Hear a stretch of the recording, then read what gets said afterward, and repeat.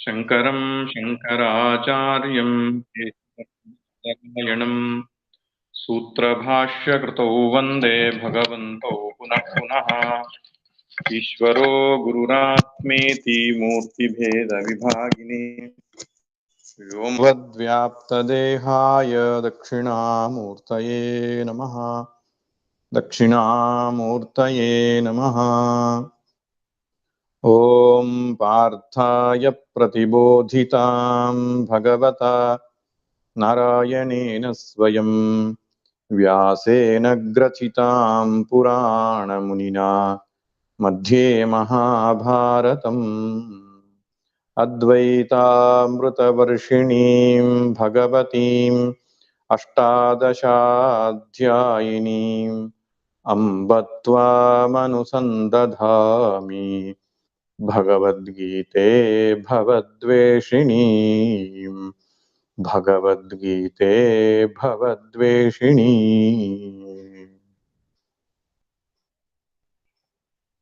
हरि ओಂ। ಶ್ರೀಮದ್ ಭಗವದ್ಗೀತೆಯ 2ನೇ ಅಧ್ಯಾಯದ ಚಿಂತನೆಯನ್ನು ಮಾಡ್ತಾ ಇದ್ದೇವೆ. ಶ್ರೀಮದ್ ಭಗವದ್ಗೀತೆಯು ಉಪನಿಷತ್ತಿನ ಸಾರವಾಗಿದೆ. ಈ 2ನೇ ಅಧ್ಯಾಯವು ಸಮಸ್ತ ಭಗವದ್ಗೀತೆಯ ಸಾರವಾಗಿದೆ. ಆದ್ದರಿಂದ ಇಡೀ ಭಗವದ್ಗೀತೆಯಲ್ಲಿ ಕರ್ಮಯೋಗ ಮತ್ತು ಜ್ಞಾನಯೋಗ ಎಂಬ 2 ರೀತಿಯ ಸಾಧನೆಯನ್ನ ಕೊಟ್ಟಿದ್ದಾರೆ. ಅದರ ಸಂಕ್ಷಿಪ್ತವಾದ ಚಿಂತನೆ 2ನೇ ಅಧ್ಯಾಯದಲ್ಲಿ ಆಗುತ್ತೆ. ಬೀಜ ರೂಪದಲ್ಲಿ ಈ 2 ಯೋಗಗಳನ್ನ ಭಗವಂತ ವಿಶ್ಲೇಷಣೆ ಮಾಡಿದ್ದಾನೆ. ಜ್ಞಾನಯೋಗ ಮತ್ತು ಕರ್ಮಯೋಗ. ಇದೆರಡು ಯೋಗಗಳ ವಿಸ್ತಾರವೇ ಮುಂದಿನ ಅಧ್ಯಾಯಗಳಲ್ಲಿ ಬರುವುದನ್ನು ಕಾಣ್ತೇವೆ. ಆದ್ದರಿಂದ ಆರಂಭದ 11ನೆಯ ಶ್ಲೋಕದಿಂದ ಆರಂಭಿಸಿ 25ನೇ ಶ್ಲೋಕದ ತನಕ ಮುಖ್ಯವಾಗಿ ಜ್ಞಾನ ಯೋಗವನ್ನ ಭಗವಂತ ಚರ್ಚೆ ಮಾಡಿರುವುದನ್ನ ನೋಡಿದ್ದೇವೆ. ಈಗ 39ನೆಯ ಶ್ಲೋಕದಿಂದ ಭಗವಂತ ಕರ್ಮಯೋಗದ ಚಿಂತನೆಯನ್ನ ಆರಂಭ ಮಾಡಿದ್ದಾನೆ. ಏಷಾ ತೇ ಭಿಹಿತಾ ಸಾಂಖ್ಯೇ ಬುದ್ಧಿರ್ಯೋಗೇ ತ್ವಿಮಾಂ ಶೃಣು. ಯೋಗೇ ಬುದ್ಧಿ ಇಮಾಂ ಶೃಣು. ಯೋಗ ಬುದ್ಧಿಯನ್ನ ಅಂದ್ರೆ ಕರ್ಮಯೋಗವನ್ನ ನಿನಗೆ ತಿಳಿಸ್ತಾ ಇದ್ದೇನೆ, ಕೇಳು ಎಂಬುದಾಗಿ ಹೇಳ್ತಿದ್ದಾನೆ. ಮೋಕ್ಷಕ್ಕೆ ಸಾಕ್ಷಾತ್ ಸಾಧನೆ ಜ್ಞಾನವೇ. ಜ್ಞಾನಾತ್ ಏವತು ಕೈವಲ್ಯಂ. ಜ್ಞಾನದಿಂದಲೇ ಮೋಕ್ಷ ಎಂಬುದಾಗಿ ಶಾಸ್ತ್ರಗಳು ಹೇಳುತ್ತೆ. ಜ್ಞಾನ ಯೋಗ ಅಂದ್ರೆ ಯಾವುದು? ಶ್ರವಣ, ಮನನ, ನಿಧಿಧ್ಯಾಸನ. ಜೀವ ಬ್ರಹ್ಮ ಐಕ್ಯ ಹೇಳುವ ಮಹಾವಾಕ್ಯಗಳ ಶ್ರವಣ, ಮನನ, ನಿಧಿಧ್ಯಾಸನ ಇವುಗಳನ್ನ ಜ್ಞಾನ ಯೋಗ ಅಂತ ಹೇಳ್ತಾರೆ.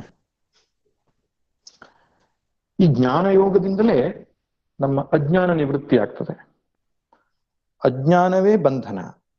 ಅಜ್ಞಾನ ನಿವೃತ್ತಿಯಾದರೆ ಅದಕ್ಕೆ ಹೆಸರು ಮೋಕ್ಷ. ಅಜ್ಞಾನ ನಿವೃತ್ತಿಯಾಗಲಿಕ್ಕೆ ಜ್ಞಾನವೇ ಬೇಕು. ಆದ್ದರಿಂದ ಜ್ಞಾನದಿಂದಲೇ ಮೋಕ್ಷ ಎಂಬುದಾಗಿ ಶಂಕರ ಭಗವತ್ಪಾದರು ಕೂಡ ಒತ್ತಿ ಒತ್ತಿ ಹೇಳುತ್ತಾರೆ. ಉಪನಿಷತ್ತಲ್ಲೂ ಕೂಡ ಇದೇ ವಿಷಯವನ್ನು ಪ್ರಸ್ತಾಪಿಸಿದ್ದಾರೆ. ಆದ್ದರಿಂದ ಭಗವಂತ ಮುಖ್ಯ ಉಪಾಯವಾದಂತಹ ಸಾಕ್ಷಾತ್ ಸಾಧನವಾಗಿರತಕ್ಕಂತಹ ಜ್ಞಾನ ಯೋಗವನ್ನು ಮೊದಲು ಉಪದೇಶಿಸಿದ್ದಾನೆ. ಯಾರು ಉತ್ತಮ ಅಧಿಕಾರಿಗಳಿದ್ದಾರೋ, ಯಾರು ಪೂರ್ವ ಜನ್ಮದಲ್ಲಿ ಅಂತಃಕರಣವನ್ನ ಶುದ್ಧಿ ಮಾಡಿಕೊಂಡು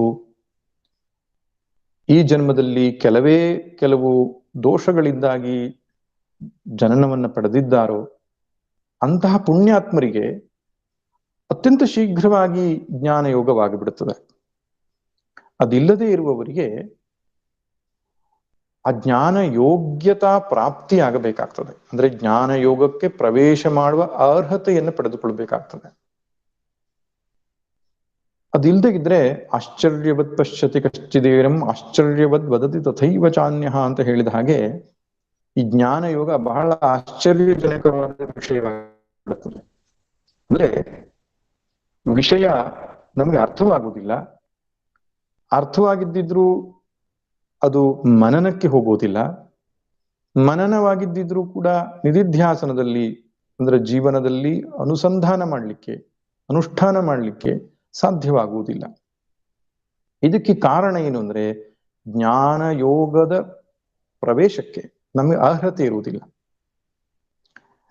ಯಾವುದು ಮುಖ್ಯ ಅರ್ಹತೆ ಅಂದ್ರೆ ಅಂತಃಕರಣ ಶುದ್ಧಿ, ಮನಸ್ಸಿನ ಶುದ್ಧಿ, ಇದು ತುಂಬಾ ಬೇಕಾಗ್ತದೆ. ಶಂಕರ ಭಗವತ್ಪಾದರು ಅದನ್ನ ಸಾಧನ ಚತುಷ್ಟಯ ಸಂಪತ್ತಿ ಅಂತ ಕರೆದಿದ್ದಾರೆ.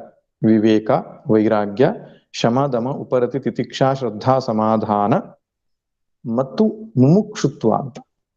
ಈ ಸಾಧನ ಚತುಷ್ಟಯ ಸಂಪತ್ತಿಯನ್ನೇ ಇನ್ನೊಂದು ಶಬ್ದದಲ್ಲಿ ಹೇಳುವುದಾದ್ರೆ ಅಂತಃಕರಣ ಶುದ್ಧಿ, ಮನಸ್ಸಿನ ಶುದ್ಧಿ, ಚಿತ್ತ ಶುದ್ಧಿ ಮುಂತಾದ ಶಬ್ದಗಳಿಂದ ಕರೀತಾರಲ್ಲ, ಈ ಶುದ್ಧಿ ಅಪೇಕ್ಷೆ ಇದೆ. ಈ ಶುದ್ಧಿಗೆ ನಾವು ಏನೇನು ಸಾಧನೆಗಳನ್ನು ಮಾಡ್ತೇವೋ ಅದಕ್ಕೆ ಕರ್ಮ ಯೋಗ ಅಂತ ಹೇಳ್ತಾರೆ. ಚಿತ್ತಸ್ಯ ಶುದ್ಧಯೇ ಕರ್ಮ ನತು ವಸ್ತೂಪಲಬ್ಧಯೇ ವಸ್ತು ಸಿದ್ಧಿರ್ ವಿಚಾರೇಣ ನ ಕಿಂಚಿತ್ ಕರ್ಮಕೋಟಿಭಿ ಅಂತ ಹೇಳಿದ್ದಾರೆ. ಚಿತ್ತದ ಶುದ್ಧಿಗೆ ಕರ್ಮವೇ ಸಾಧನೆ ಆಗ್ತದೆ. ಅದು ಉಪಾಸನೆಯನ್ನು ಸೇರಿಸಿ ಇಲ್ಲಿ ಕರ್ಮ ಎಂಬ ಶಬ್ದವನ್ನು ಬಳಸಿರುವುದರಿಂದ ಕರ್ಮ ಯೋಗ ಮತ್ತು ಉಪಾಸನಾ ಯೋಗ ಇದೆರಡರ ಸಾಧನದಿಂದ ಮನುಷ್ಯ ತನ್ನ ಮನಸ್ಸಿನ ಶುದ್ಧಿಯನ್ನ ಮಾಡಿಕೊಳ್ಳಬೇಕು. ಮನಸ್ಸಿನ ಶುದ್ಧಿಯ ಮುಖ್ಯ ಲಕ್ಷಣ ಏನು? ಮನಸ್ಸಿನಲ್ಲಿ ಪ್ರಶಾಂತತೆ, ಪಾಪಕ್ಷಯವಾಗುವಂಥದ್ದು, ದ್ವಂದ್ವರಹಿತವಾಗುವಂಥದ್ದು, ಚಿತ್ತ ಏಕಾಗ್ರವಾಗುವಂಥದ್ದು, ಭಗವಂತನಲ್ಲಿ ಪ್ರೀತಿ ಹುಟ್ಟುವಂಥದ್ದು, ವಿಷಯ ವಸ್ತುಗಳಲ್ಲಿ ವೈರಾಗ್ಯ ಬರತಕ್ಕಂಥದ್ದು, ಉಪರತಿ ತನ್ನೊಳಗೆ ಒಂದು ವಿಶೇಷ ರೀತಿಯ ಶಾಂತಿ ಅನುಭವ ಆಗುವಂಥದ್ದು, ತನ್ನ ಇಂದ್ರಿಯಗಳ ಮೇಲೆ ಒಂದು ಹಿಡಿತ ಬರತಕ್ಕಂಥದ್ದು, ಗುರು ವೇದಾಂತ ವಾಕ್ಯಗಳಲ್ಲಿ ಶ್ರದ್ಧೆ ಬರತಕ್ಕಂಥದ್ದು, ಇವೆಲ್ಲವೂ ಕೂಡ ಶುದ್ಧ ಮನಸ್ಸಿನ ಲಕ್ಷಣ. ಅಶುದ್ಧ ಮನಸ್ಸಿನ ಲಕ್ಷಣ ಏನು? ಪ್ರಪಂಚದೆಡೆಗೆ ಆಸಕ್ತಿ, ವಿಷಯ ವಸ್ತುಗಳಲ್ಲಿ ಆಸಕ್ತಿ ಇರೋದು, ಭಗವಂತನಲ್ಲಿ ಭಕ್ತಿ ಇಲ್ಲದೇ ಇರುವುದು. ನೆನಪಿಟ್ಟುಕೊಳ್ಳಿ, ಒಬ್ಬನಿಗೆ ಭಗವಂತನಲ್ಲಿ ಭಕ್ತಿ ಇಲ್ಲ ಅಂದ್ರೆ ಮನಸ್ಸಿನಲ್ಲಿ ಕೊಳೆ ಇದೆ ಅಂತ ಅರ್ಥ. ಆ ಕೊಳೆ ಹೋದ ತಕ್ಷಣ ಭಕ್ತಿ ಸಹಜವಾಗಿ ಬರ್ತದೆ. ಸುಕೃತ ದುಷ್ಕೃತ ಅಂತ ಗೀತೆಯಲ್ಲಿ ಭಗವಂತ ಕರೆದ. ಸುಕೃತರಿಗೆ ಭಗವಂತನಲ್ಲಿ ಭಕ್ತಿ, ಸುಕೃತ ಅಂದ್ರೆ ಪುಣ್ಯಾತ್ಮರಿಗೆ ಅಂತ, ಶುದ್ಧ ಅಂತಃಕರಣ ಉಳ್ಳವರಿಗೆ ಭಗವಂತನಲ್ಲಿ ಭಕ್ತಿ ಬರ್ತದೆ. ಗುರು ವೇದಾಂತ ವಾಕ್ಯಗಳಲ್ಲಿ ಶ್ರದ್ಧೆ ಬರ್ತದೆ. ತನ್ನ ಕರ್ತವ್ಯಕ್ಕಷ್ಟೇ ಸೀಮಿತ ಮಾಡಿಕೊಂಡು ಸ್ವಧರ್ಮಾನುಷ್ಠಾನದಲ್ಲಿಯೇ ಇದ್ದುಕೊಂಡು ಉಪರತಿಯ ತನ್ನೊಳಗೆ ಒಂದು ವಿಶೇಷ ರೀತಿಯ ಶಾಂತಿ ಸಮಾಧಾನದ ಒಂದು ಅನುಭವ ಅವರಿಗೆ ಆಗ್ತದೆ. ಯಾರಿಗೆ ಚಿತ್ತಶುದ್ಧಿ ಉಳ್ಳವರಿಗೆ, ಚಿತ್ತಶುದ್ಧಿ ಇಲ್ಲದೇ ಇರುವವರಿಗೆ ಬಹಿರ್ಮುಖತೆ ಉಂಟಾಗ್ತದೆ.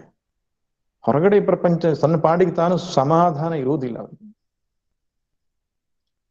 ವಿಷಯ ವಸ್ತುಗಳಲ್ಲಿ ಆಸಕ್ತಿ, ಪರಮಾತ್ಮನಲ್ಲಿ ಭಕ್ತಿ ಇಲ್ಲದೆ ಇರತಕ್ಕಂಥದ್ದು, ಮೋಕ್ಷದಲ್ಲಿ ಆಸಕ್ತಿ ಇಲ್ಲದೆ ಇರತಕ್ಕಂಥದ್ದು, ಗುರು ವೇದಾಂತ ವಾಕ್ಯದಲ್ಲಿ ಶ್ರದ್ಧೆ ಇಲ್ಲದೆ ಇರತಕ್ಕಂಥದ್ದು, ಮನಸ್ಸು ಬುದ್ಧಿ ಇಂದ್ರಿಯಗಳ ಮೇಲೆ ಹಿಡಿತ ಇಲ್ಲದೆ ಇರತಕ್ಕಂಥದ್ದು, ಮತ್ತು ಚಿತ್ತದಲ್ಲಿ ಏಕಾಗ್ರತೆ ಇಲ್ಲದೆ ಇರುವಂಥದ್ದು, ಇವೆಲ್ಲವೂ ಕೂಡ ಅಶುದ್ಧ ಅಂತಃಕರಣದ ಲಕ್ಷಣ.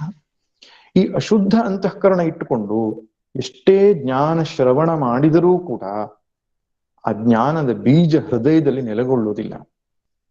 ಅನೇಕ ಬಾರಿ ನಾವು ಕೇಳಿರ್ತೇವೆ, ಆದರೆ ಸ್ಪಷ್ಟವಾದ ಇದಮಿತ್ತಂ ಎನ್ನುವಂತಹ ಒಂದು ನಿಶ್ಚಯಾತ್ಮಿಕ ಜ್ಞಾನ ನಮ್ಮಲ್ಲಿ ಉಂಟಾಗುವುದಿಲ್ಲ.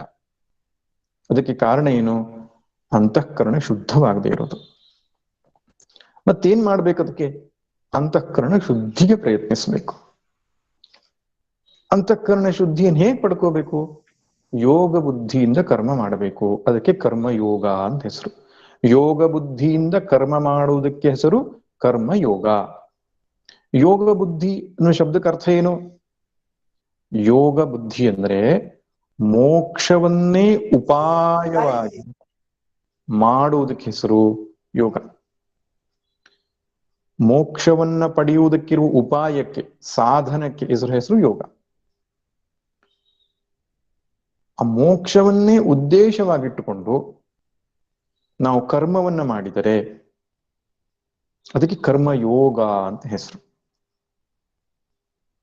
ಮೋಕ್ಷ ಅಂದ್ರೆ ಏನರ್ಥ? ಸ್ವರೂಪದಲ್ಲಿ ನೆಲೆ ನಿಲ್ಲೋದು. ನಾವು ನಮ್ಮ ನಿಜವಾದ ನೆಲೆಯಲ್ಲಿ ನಿಂತ್ಕೊಳ್ಳೋದಕ್ಕೆ ಹೆಸರು ಮೋಕ್ಷ. ಸ್ವರೂಪಾವಸ್ಥಿತಿ ಮೋಕ್ಷ. ಪುನಃ ನಾನು ಹೇಳ್ತೇನೆ, ವೇದಾಂತ ಶಾಸ್ತ್ರದಲ್ಲಿ ಮೋಕ್ಷ ಅಂದ್ರೆ ಯಾವುದೋ ಲೋಕಕ್ಕೆ ಹೋಗೋದಲ್ಲ, ಸತ್ತ ಮೇಲೆ ಸ್ವರ್ಗಕ್ಕೆ ಹೋಗೋದು ಮೋಕ್ಷ ಅಲ್ಲ. ಅದನ್ನು ಕೂಡ ನಿಂದನೆಯನ್ನ ಮಾಡಿದ್ದಾರೆ. ಸ್ವರ್ಗ ಪ್ರಾಪ್ತಿ ಮೋಕ್ಷವಲ್ಲ ವೇದಾಂತದ ಪ್ರಕಾರ. ಅಥವಾ ವೈಕುಂಠ ಬ್ರಹ್ಮಲೋಕ ಪ್ರಾಪ್ತಿಯೂ ಕೂಡ ಆತ್ಯಂತಿಕವಾದ ಮೋಕ್ಷ ಎಂಬ ಶಬ್ದಕ್ಕೆ ಕರೆದಿಲ್ಲ. ಅದಕ್ಕೆ ಕ್ರಮ ಮುಕ್ತಿ ಅಂತ ಹೇಳ್ತಾರೆ, ಗೌಣ ಮುಕ್ತಿ. ಪ್ರಧಾನವಾದ ಮುಕ್ತಿ ಮೋಕ್ಷ ಅಂದ್ರೆ ತನ್ನ ಸ್ವರೂಪದಲ್ಲಿ ತಾನು ನೆಲೆಗೊಳ್ಳೋದು. ಬದುಕಿದ್ದಾಗಲೇ ತನ್ನ ಸ್ವರೂಪದಲ್ಲಿ ನೆಲೆ ನಿಲ್ಲುವುದಕ್ಕೆ ಹೆಸರು ಮೋಕ್ಷ. ಅಥವಾ ಸರ್ವ ದುಃಖ ನಿವೃತ್ತಿಯಾಗಿ ಪರಮಾನಂದ ಪ್ರಾಪ್ತಿಯಾಗ್ತಕ್ಕಂಥದ್ದು ಮೋಕ್ಷ ಅಂತ ಕರಿಬಹುದು. ಆ ಮೋಕ್ಷವನ್ನೇ ಗುರಿಯಾಗಿಟ್ಟುಕೊಂಡು ಕರ್ಮ ಮಾಡಿದರೆ, ಮೋಕ್ಷವನ್ನ ಪಡೆಯುವುದಕ್ಕಾಗಿ ನಮ್ಮ ಕರ್ಮ ಇದ್ದರೆ ಅದಕ್ಕೆ ಕರ್ಮ ಯೋಗ ಅಂತ ಹೇಳ್ತಾರೆ. ಯಾಕಂದ್ರೆ ಈ ಕರ್ಮ ಯೋಗ ಎನ್ನುವ ಶಬ್ದವೂ ಕೂಡ ತುಂಬಾ ಅಪವ್ಯಾಖ್ಯಾನವಾಗಿದೆ. ಉದಾಹರಣೆಗೆ, ನಮ್ಮವರೊಬ್ಬರು ನನ್ನ ಹತ್ರ ಹೇಳ್ತಾ ಇರ್ತಾರೆ, ನಾನು ಬೆಳಿಗ್ಗೆಯಿಂದ ಸಂಜೆ ತನಕ ಎಡೆಬಿಡದೆ ಕೆಲಸ ಮಾಡ್ತಾ ಇರ್ತೇನೆ, ನಾನೊಬ್ಬ ಕರ್ಮಯೋಗಿ ಅಂತ. ಜಗತ್ನಲ್ಲಿ ಎಷ್ಟೋ ಜನ ಈ ಪರಿಶ್ರಮ ಪಡತಕ್ಕಂತಹ, ಹಗಲು ರಾತ್ರಿ ದುಡಿಯುವಂತಹ ವ್ಯಕ್ತಿಗಳಿಗೆ ಅವನೊಬ್ಬ ಕರ್ಮಯೋಗಿಯಪ್ಪ ಅಂತ ಹೇಳ್ತಾರೆ. ಅಂದ್ರೆ ಭಯಂಕರ ಕರ್ಮ ಮಾಡುವವನು ಅಂತ. ಅದು ಕರ್ಮಯೋಗ ಅಲ್ಲ, ಅದು ಪರಿಶ್ರಮ, ಪ್ರಯತ್ನ, ಶ್ರಮ, ಇದೆಲ್ಲವೂ ಸರಿ. ಆದ್ರೆ ಕರ್ಮಯೋಗ ಅಲ್ಲ. ಯಾಕಂದ್ರೆ ಯೋಗ ಬುದ್ಧಿಯಿಂದ ಕರ್ಮ ಮಾಡ್ತಾ ಇಲ್ಲ ಅವನಲ್ಲಿ. ಯೋಗ ಅಂದ್ರೇನು? ಮೋಕ್ಷ, ಭಗವತ್ ಪ್ರಾಪ್ತಿ, ಅದನ್ನ ಬುದ್ಧಿ ಇಟ್ಟುಕೊಂಡು, ಅದನ್ನ ಉದ್ದೇಶವಾಗಿಟ್ಟುಕೊಂಡು ಕರ್ಮ ಮಾಡ್ತಾ ಇಲ್ಲ ಅವನು. ಬೆಳಿಗ್ಗಿನ ಸಂಜೆ ತನಕ ಸ್ವಾರ್ಥಕ್ಕೋಸ್ಕರ ದುಡಿತಾ ಇದ್ದಾನೆ. ಅದರಿಂದ ಅದು ಕರ್ಮ ಯೋಗವಲ್ಲ. ಅವನು ದೊಡ್ಡ ಕರ್ಮಿ ಅಂತ ಕರೆಯೋಣ, ಆದ್ರೆ ಕರ್ಮಯೋಗಿ ಅಂತ ಕರಿಕೂಡುದು. ಇನ್ನೊಂದು ಸಂದರ್ಭದಲ್ಲಿಯೂ ಈ ಕರ್ಮಯೋಗ ಶಬ್ದ ಬಳಕೆ ಆಗ್ತದೆ. ಏನಂದ್ರೆ ಪರೋಪಕಾರ ಕರ್ಮಗಳು. ಪರೋಪಕಾರ ಕರ್ಮಗಳಂದ್ರೇನು? ಶಾಲೆ ಕಟ್ಸೋದು, ಉದ್ಯಾನವನಗಳು ನಿರ್ಮಾಣ ಮಾಡೋದು, ಬಡಬಗರಿಗೆ ಅನ್ನದಾನ ಮಾಡೋದು, ಸೋಷಿಯಲ್ ಸರ್ವೀಸ್. ಈ ಸೋಷಿಯಲ್ ಸರ್ವೀಸ್ ಅಂತ ಇಟ್ಕೊಂಡಿರುವುದನ್ನ ಕರ್ಮ ಯೋಗ ಎಂಬ ಶಬ್ದದಿಂದ ಕರೀತಿದ್ದಾರೆ. ಅದು ಯೋಗವಾಗಬಹುದು, ಆಗದೇನೂ ಇರಬಹುದು.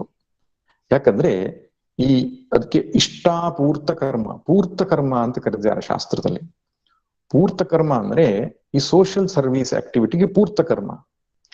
ಅವುಗಳ ಫಲ ಏನಪ್ಪಾ ಅಂದ್ರೆ ಸ್ವರ್ಗ ಪ್ರಾಪ್ತಿ. ಅದರಿಂದ ಪುಣ್ಯ ಬರುವುದು ಹೌದು, ಸ್ವರ್ಗ ಪ್ರಾಪ್ತಿ ಆಗ್ತದೆ. ಈ ಸೋಷಿಯಲ್ ಸರ್ವಿಸ್ ಮಾಡುವಾಗಲೂ ಕೂಡ ಮೋಟೋ, ಉದ್ದೇಶ ಅವನಿಗೆ ಪುಣ್ಯ ಪ್ರಾಪ್ತಿಯಾಗಿದ್ರೆ, ಹೆಸರು ಕೀರ್ತಿಯ ಪ್ರಾಪ್ತಿಯಾಗಿದ್ರೆ, ಅಥವಾ ಇನ್ಯಾವುದೋ ಇಚ್ಛೆ ಇದ್ದರೆ ಅದು ಯೋಗವಾಗಲ್ಲ. ಸಂಪೂರ್ಣ ನಿಷ್ಕಾಮವಾಗಿ, ನಿಸ್ವಾರ್ಥವಾಗಿ, ಯಾವ ಫಲಾಪೇಕ್ಷೆ ಇಲ್ಲದೆ ಭಗವತ್ ಪ್ರೀತ್ಯರ್ಥವಾಗಿ ಮಾಡಿದ್ದರೆ ಮಾತ್ರವೇ ಅದು ಯೋಗವಾಗ್ತದೆ. ಇದನ್ನ ನಾನು ಯಾಕೆ ಹೇಳ್ತಿದ್ದೇನೆಂದ್ರೆ, ಕರ್ಮಯೋಗ ತುಂಬಾ ಸುಲಭ ಅಂತಕ್ಕಂಥ ಎಷ್ಟೋ ಜನರ ಮನಸ್ಸಲ್ಲಿದೆ. ಅಯ್ಯೋ, ಕರ್ಮಯೋಗ ಮಾಡ್ಬಿಡೋಣ, ತುಂಬಾ ಸುಲಭ. ಅಷ್ಟು ಸುಲಭವಲ್ಲ. ಯಾಕಂದ್ರೆ ಈ ಮೋಕ್ಷ ಅಂದ್ರೆ ಏನು? ಅದನ್ನ ಪ್ರಾಪ್ತಿಗೆ ಚಿತ್ತಶುದ್ಧಿ ಬೇಕು. ಚಿತ್ತಶುದ್ಧಿಗಾಗಿ ನಾನು ಫಲಾಸಕ್ತಿಯನ್ನು ಬಿಟ್ಟು ಕರ್ಮ ಮಾಡ್ತಿದ್ದೇನೆ ಎನ್ನುವಂತಹ ಕ್ಲಾರಿಟಿ ಇನ್ ಥಿಂಕಿಂಗ್ ಅಂಡ್ ಆ ಗುರಿಯಗರೆ ಇರತಕ್ಕಂತಹ ಒಂದು ಸ್ಪಷ್ಟವಾದ ನಿಲುವು ಇದಿದ್ರೇನೆ ಕರ್ಮಯೋಗ ಸರಿಯಾಗ್ತದೆ. ಇದಲ್ಲದೆ ಇದ್ರೆ ಆ ಫಲಾಪೇಕ್ಷೆಯ ಸ್ವಲ್ಪವಾದ್ರೂ ಅಂಶ ಅಲ್ಲಿ ಉಳ್ಕೊಂಡ್ರೆ ಅದು ಚಿತ್ತಶುದ್ಧಿಯ ಕಾರಣ ಆಗೋಲ್ಲ, ಕರ್ಮಯೋಗ ಆಗಲ್ಲ. ಅದರಿಂದ ಕರ್ಮಯೋಗಿ ಬಹಳ ಎತ್ತರದವನು. ಅವನಿಗೆ ತುಂಬಾ ಸ್ಪಷ್ಟವಾದಂತಹ ಯೋಚನೆ ಇದೆ, ಸ್ಪಷ್ಟವಾದ ಉದ್ದೇಶ ಇದೆ, ಸಾಧನೆಯ ಬಗ್ಗೆ ಸ್ಪಷ್ಟತೆ ಇದೆ. ಹಾಗಿದ್ದು ಕರ್ಮ ಮಾಡ್ತಾ ಇರ್ಬೇಕು. ಅಂದ್ರೆ ಕರ್ಮ ಮಾಡುವಾಗ ತನ್ನ ಮನಸ್ಸಿನ ಸಮಾಧಾನವನ್ನ ಕಳೆದುಕೊಳ್ಳದೆ ಇರತಕ್ಕಂಥದ್ದು, ಫಲಪ್ರಾಪ್ತಿಯಾಗಲೂ ಸಮಾಧಾನ ಕಳೆದುಕೊಳ್ಳದೆ ಇರತಕ್ಕಂಥದ್ದು. ತುಂಬಾ ಮೆಚುರಿಟಿ ಬೇಕು, ತುಂಬಾ ಪರಿಪಕ್ವತೆ ಬೇಕು ಈ ಕರ್ಮಯೋಗಿ. ಅವನೇ ಯೋಗಿ ಅವನು. ಅದಕ್ಕೆ ಸಮತ್ವಂ ಯೋಗ ಉಚ್ಯತೆ ಅಂತ ಕರೆದಿದ್ದಾನೆ ಭಗವಂತ. ಆ ಸಮತ್ವ ಬುದ್ಧಿ, ಮನಸ್ಸು ಯಾವಾಗಲೂ ಸಮಾಧಾನದಲ್ಲಿ ಇರಬೇಕು ಕರ್ಮಯೋಗಿಗೆ. ಆದ್ರೆ ಬೆಳಿಗ್ಗೆ ಕರ್ಮಯೋಗ ಮಾಡ್ಬಿಟ್ಟ, ಸಂಜೆ ಸಕಾಮ ಕರ್ಮ ಮಾಡ್ದ, ಅವನು ಕರ್ಮಯೋಗಿ ಅಲ್ಲ. ಬೆಳಿಗ್ಗಿಂದ ಸಂಜೆ ತನಕ ಮಾಡತಕ್ಕಂಥ ಪ್ರತಿಯೊಂದು ಕರ್ಮವೂ ಕೂಡ ಸಮತ್ವ ಬುದ್ಧಿಯಿಂದ, ಮನಸ್ಸಮಾಧಾನದಿಂದ, ಫಲಾಭಿಸಂಧಿಯನ್ನ ಬಿಟ್ಟು ಈಶ್ವರಾರ್ಪಣ ಬುದ್ಧಿಯಿಂದ ಮಾಡುವುದಕ್ಕೆ ಬಹಳ ಜಾಗರೂಕತೆ ಬೇಕು, ಬಹಳ ಎಚ್ಚರ ಬೇಕು, ಗುರಿಯ ಕಡೆಗೆ ತಪ್ಪದ ಲಕ್ಷ್ಯ ಇರಬೇಕು. ಅದರಿಂದ ಕರ್ಮಯೋಗ ಸಣ್ಣ ವಿಷಯ ಅಲ್ಲ. ಆ ರೀತಿ ಮಾಡಿದರೆ ಮಾತ್ರವೇ ಚಿತ್ತಶುದ್ಧಿ ಆಗೋದು. ನಾವೆಷ್ಟೋ ಸಲ ಹೇಳ್ತೇವೆ, ನಾವು ಆಧ್ಯಾತ್ಮಿಕ ಸಂಸ್ಥೆಗಳಿಗೆ ಸೇರಿಕೊಂಡು ತುಂಬಾ ವರ್ಷ ಸೇವೆ ಮಾಡಿದ್ದೇವೆ, ತುಂಬಾ ಪ್ರವಚನಗಳನ್ನು ಕೇಳಿದ್ದೇವೆ, ತುಂಬಾ ಸಾಧನೆಗಳನ್ನು ಮಾಡಿದ್ದೇವೆ, ಆದ್ರೆ ಎಲ್ಲಿದ್ದೇವೋ ಅಲ್ಲೇ ಇದ್ದೇವೆ ಅಂತ ಹೇಳ್ತೇವೆ. ಇದಕ್ಕೆ ಕಾರಣ ಏನು ಅಂದ್ರೆ, ನಾವು ಸರಿಯಾಗಿ ಕರ್ಮವನ್ನು ಮಾಡಿರಲ್ಲ, ಸರಿಯಾದ ತಿಳುವಳಿಕೆ ಇರಲ್ಲ ಸಾಧನೆಯ ಬಗ್ಗೆ, ಮತ್ತೆ ಆ ತಿಳುವಳಿಕೆ ಉಳ್ಳ ಜ್ಞಾನದಿಂದ ಸರಿಯಾಗಿ ಅನುಷ್ಠಾನವನ್ನು ಮಾಡಿರಲ್ಲ. ಅದರಿಂದ ನಮ್ಗೆ ಸರಿಯಾದ ಫಲ ಸಿಕ್ಕಿರೋದಿಲ್ಲ. ಆದರೆ ಕರ್ಮಯೋಗವನ್ನ ಚೆನ್ನಾಗಿ ಮಾಡಿದರೆ ಅತ್ಯಂತ ಶೀಘ್ರವಾಗಿ ಚಿತ್ತಶುದ್ಧಿ ಆಗುತ್ತೆ ಅವನಿಗೆ. ಯೋಗ ಬುದ್ಧಿಯಿಂದ ಪ್ರತಿಯೊಂದು ಕರ್ಮ ನೋಡಿ ಎಷ್ಟು ಸರಳವಾದ ಉಪಾಯ ಇದು ಅಂದ್ರೆ, ಕರ್ಮಯೋಗ ಶ್ರೇಷ್ಠ ಯಾಕೆ ಅಂದ್ರೆ ಅದು ತುಂಬಾ ಸರಳ ಎಂಬ ಅರ್ಥಕ್ಕಿಂತ ಹೆಚ್ಚು ನಾವು ಇದ್ದ ಜಾಗದಲ್ಲಿಯೇ ನಾವು ಮಾಡ್ಲಿಕ್ಕೆ ಸಾಧ್ಯ ಇದೆ. ಈಗ ಒಂದು ಧ್ಯಾನಾಭ್ಯಾಸವೋ ಮತ್ತೊಂದು ಸಾಧನೆಯೋ ಎಲ್ಲೆಲ್ಲೋ ಹೋಗಬೇಕಾಗಿದೆ, ಹಿಮಾಲಯಕ್ಕೋ ಆಶ್ರಮಕ್ಕೋ ನದಿ ತೀರಕ್ಕೋ ಹೋಗಿ ಸಾಧನೆಯನ್ನು ಮಾಡುವ ಅವಶ್ಯಕತೆ ಇಲ್ಲಿ ಇಲ್ಲ. ಕರ್ಮಯೋಗ ಅಂದ್ರೆ ನಾವು ಬೆಳಿಗ್ಗಿಂದ ಸಂಜೆ ತನಕ ಮಾಡತಕ್ಕಂತಹ ಲೌಕಿಕ ಮತ್ತು ಧಾರ್ಮಿಕ ಕರ್ಮಗಳೆರಡನ್ನೂ ಕೂಡ ಮೋಕ್ಷಕ್ಕೋಸ್ಕರ ಮಾಡುವಂಥದ್ದು. ಮೋಕ್ಷಕ್ಕೋಸ್ಕರ ಮಾಡೋದು ಅಂದ್ರೆ ಏನು? ಚಿತ್ತಶುದ್ಧಿಯಾಗಿ ಮಾಡೋದು. ಚಿತ್ತಶುದ್ಧಿಯಾಗಿ ಮಾಡೋದು ಅಂದ್ರೆ ಏನು? ಫಲಾಪೇಕ್ಷೆಯನ್ನು ಬಿಟ್ಟು ಈಶ್ವರನ ಪೂಜೆ ಎಂಬ ಭಾವದಲ್ಲಿ ಮಾಡೋದು ಅಷ್ಟೇ. ಈ ವಿಷಯದಲ್ಲಿ ಅದರ ಸೌಲಭ್ಯ ಇದೆ. ಮನೆಯ ತೊರೆದೋಡಲೇಂ ವನಗುಹೆಯ ಸಾರಲೇಂ ತನು ಅನುಗ್ರವ್ರತಗಳಿಂದ ದಂಡಿಸಲೇಂ ಬಿನದಗಳ ನರಸಿ ನೀನೂರೂರ ಅಲೆದೊಡೇಂ ಮನವ ತೊರೆದಿರಲಹುದೆ ಮಂಕುತಿಮ್ಮ. ಸಾಧನೆ ಮಾಡ್ಬೇಕು ಅಂತ ಎಲ್ಲೆಲ್ಲೋ ಹೋಗಿ ಕೊನೆಗೆ ಇಲ್ಲಿರುವ ಸಮಸ್ಯೆಯನ್ನೇ ಅಲ್ಲಿ ಸೃಷ್ಟಿ ಮಾಡಿಕೊಳ್ತಾರೆ. ಋಷಿಕೇಶವೋ ಹರಿದ್ವಾರವೋ ಹಿಮಾಲಯವೋ ಎಲ್ಲೆಲ್ಲೋ ಹೋದ್ರೆ ಸಾಧನೆ ಆಗ್ತದೆ ಅಂತ ಬಯಸ್ತಾರಲ್ಲ. ಅಷ್ಟು ತೀವ್ರ ವೈರಾಗ್ಯ ಇದ್ದು ಹೋಗುವಂಥದ್ದು ಬೇರೆ, ಆದ್ರೆ ಅಲ್ಲಿ ಹೋದ್ರೆ ಸಾಧನೆ ಆಗತ್ತೆ ಅನ್ನೋದು ದೊಡ್ಡ ಭ್ರಮೆ. ಇರುವ ಜಾಗದಲ್ಲಿಯೇ ನಾವು ಮೇಲೇಳುವ ಪ್ರಯತ್ನ ಮಾಡಬೇಕು, ಇದು ಸೌಲಭ್ಯ. DVG ಇನ್ನೊಂದು ಕಗ್ಗದಲ್ಲಿ ಹೇಳ್ತಾರೆ, ಇರುವ ಕೆಲಸವ ಮಾಡು ಕಿರಿದೆನದೆ ಮನವಿಟ್ಟು ದೊರೆತುದ ಪ್ರಸಾದವೆಂದುಣ್ಣು ಗೊಣಗಿಡದೆ. ಇದೇ ಕರ್ಮಯೋಗ. ಇರುವ ಕೆಲಸವ ಮಾಡು ಕಿರಿದೆನದೆ ಮನವಿಟ್ಟು, ನಿನ್ನ ಪಾಲಿಗೆ ಬಂದಂತಹ ಕರ್ತವ್ಯ ಏನಿದೆಯೋ, ಗೃಹಿಣಿಯಾಗಿ, ಗೃಹಸ್ಥನಾಗಿ, ಬ್ರಹ್ಮಚಾರಿಯಾಗಿ, ಯಾವ ಸ್ಥಾನದಲ್ಲಿದ್ಯೋ, ಎಲ್ಲಿದ್ಯೋ ಅಲ್ಲಿಯೇ ಮಾಡುವ ಕೆಲಸವನ್ನ ಮನವಿಟ್ಟು, ಇದು ಈಶ್ವರನ ಸೇವೆ, ಈಶ್ವರನ ಪೂಜೆ ಅಂತ ಕರ್ತವ್ಯವನ್ನ ಅಚ್ಚುಕಟ್ಟಾಗಿ ಮಾಡಬೇಕು. ದೊರೆತುದ ಪ್ರಸಾದವೆಂದುಣ್ಣು ಗೊಣಗಿಡದೆ. ಜೀವನದಲ್ಲಿ ಏನ್ ಬಂದ್ರು ಅದು ಈಶ್ವರನ ಪ್ರಸಾದ ಅಂತ ಗೊಣಗಾಡದೆ ಅನುಭವಿಸ್ಬೇಕು.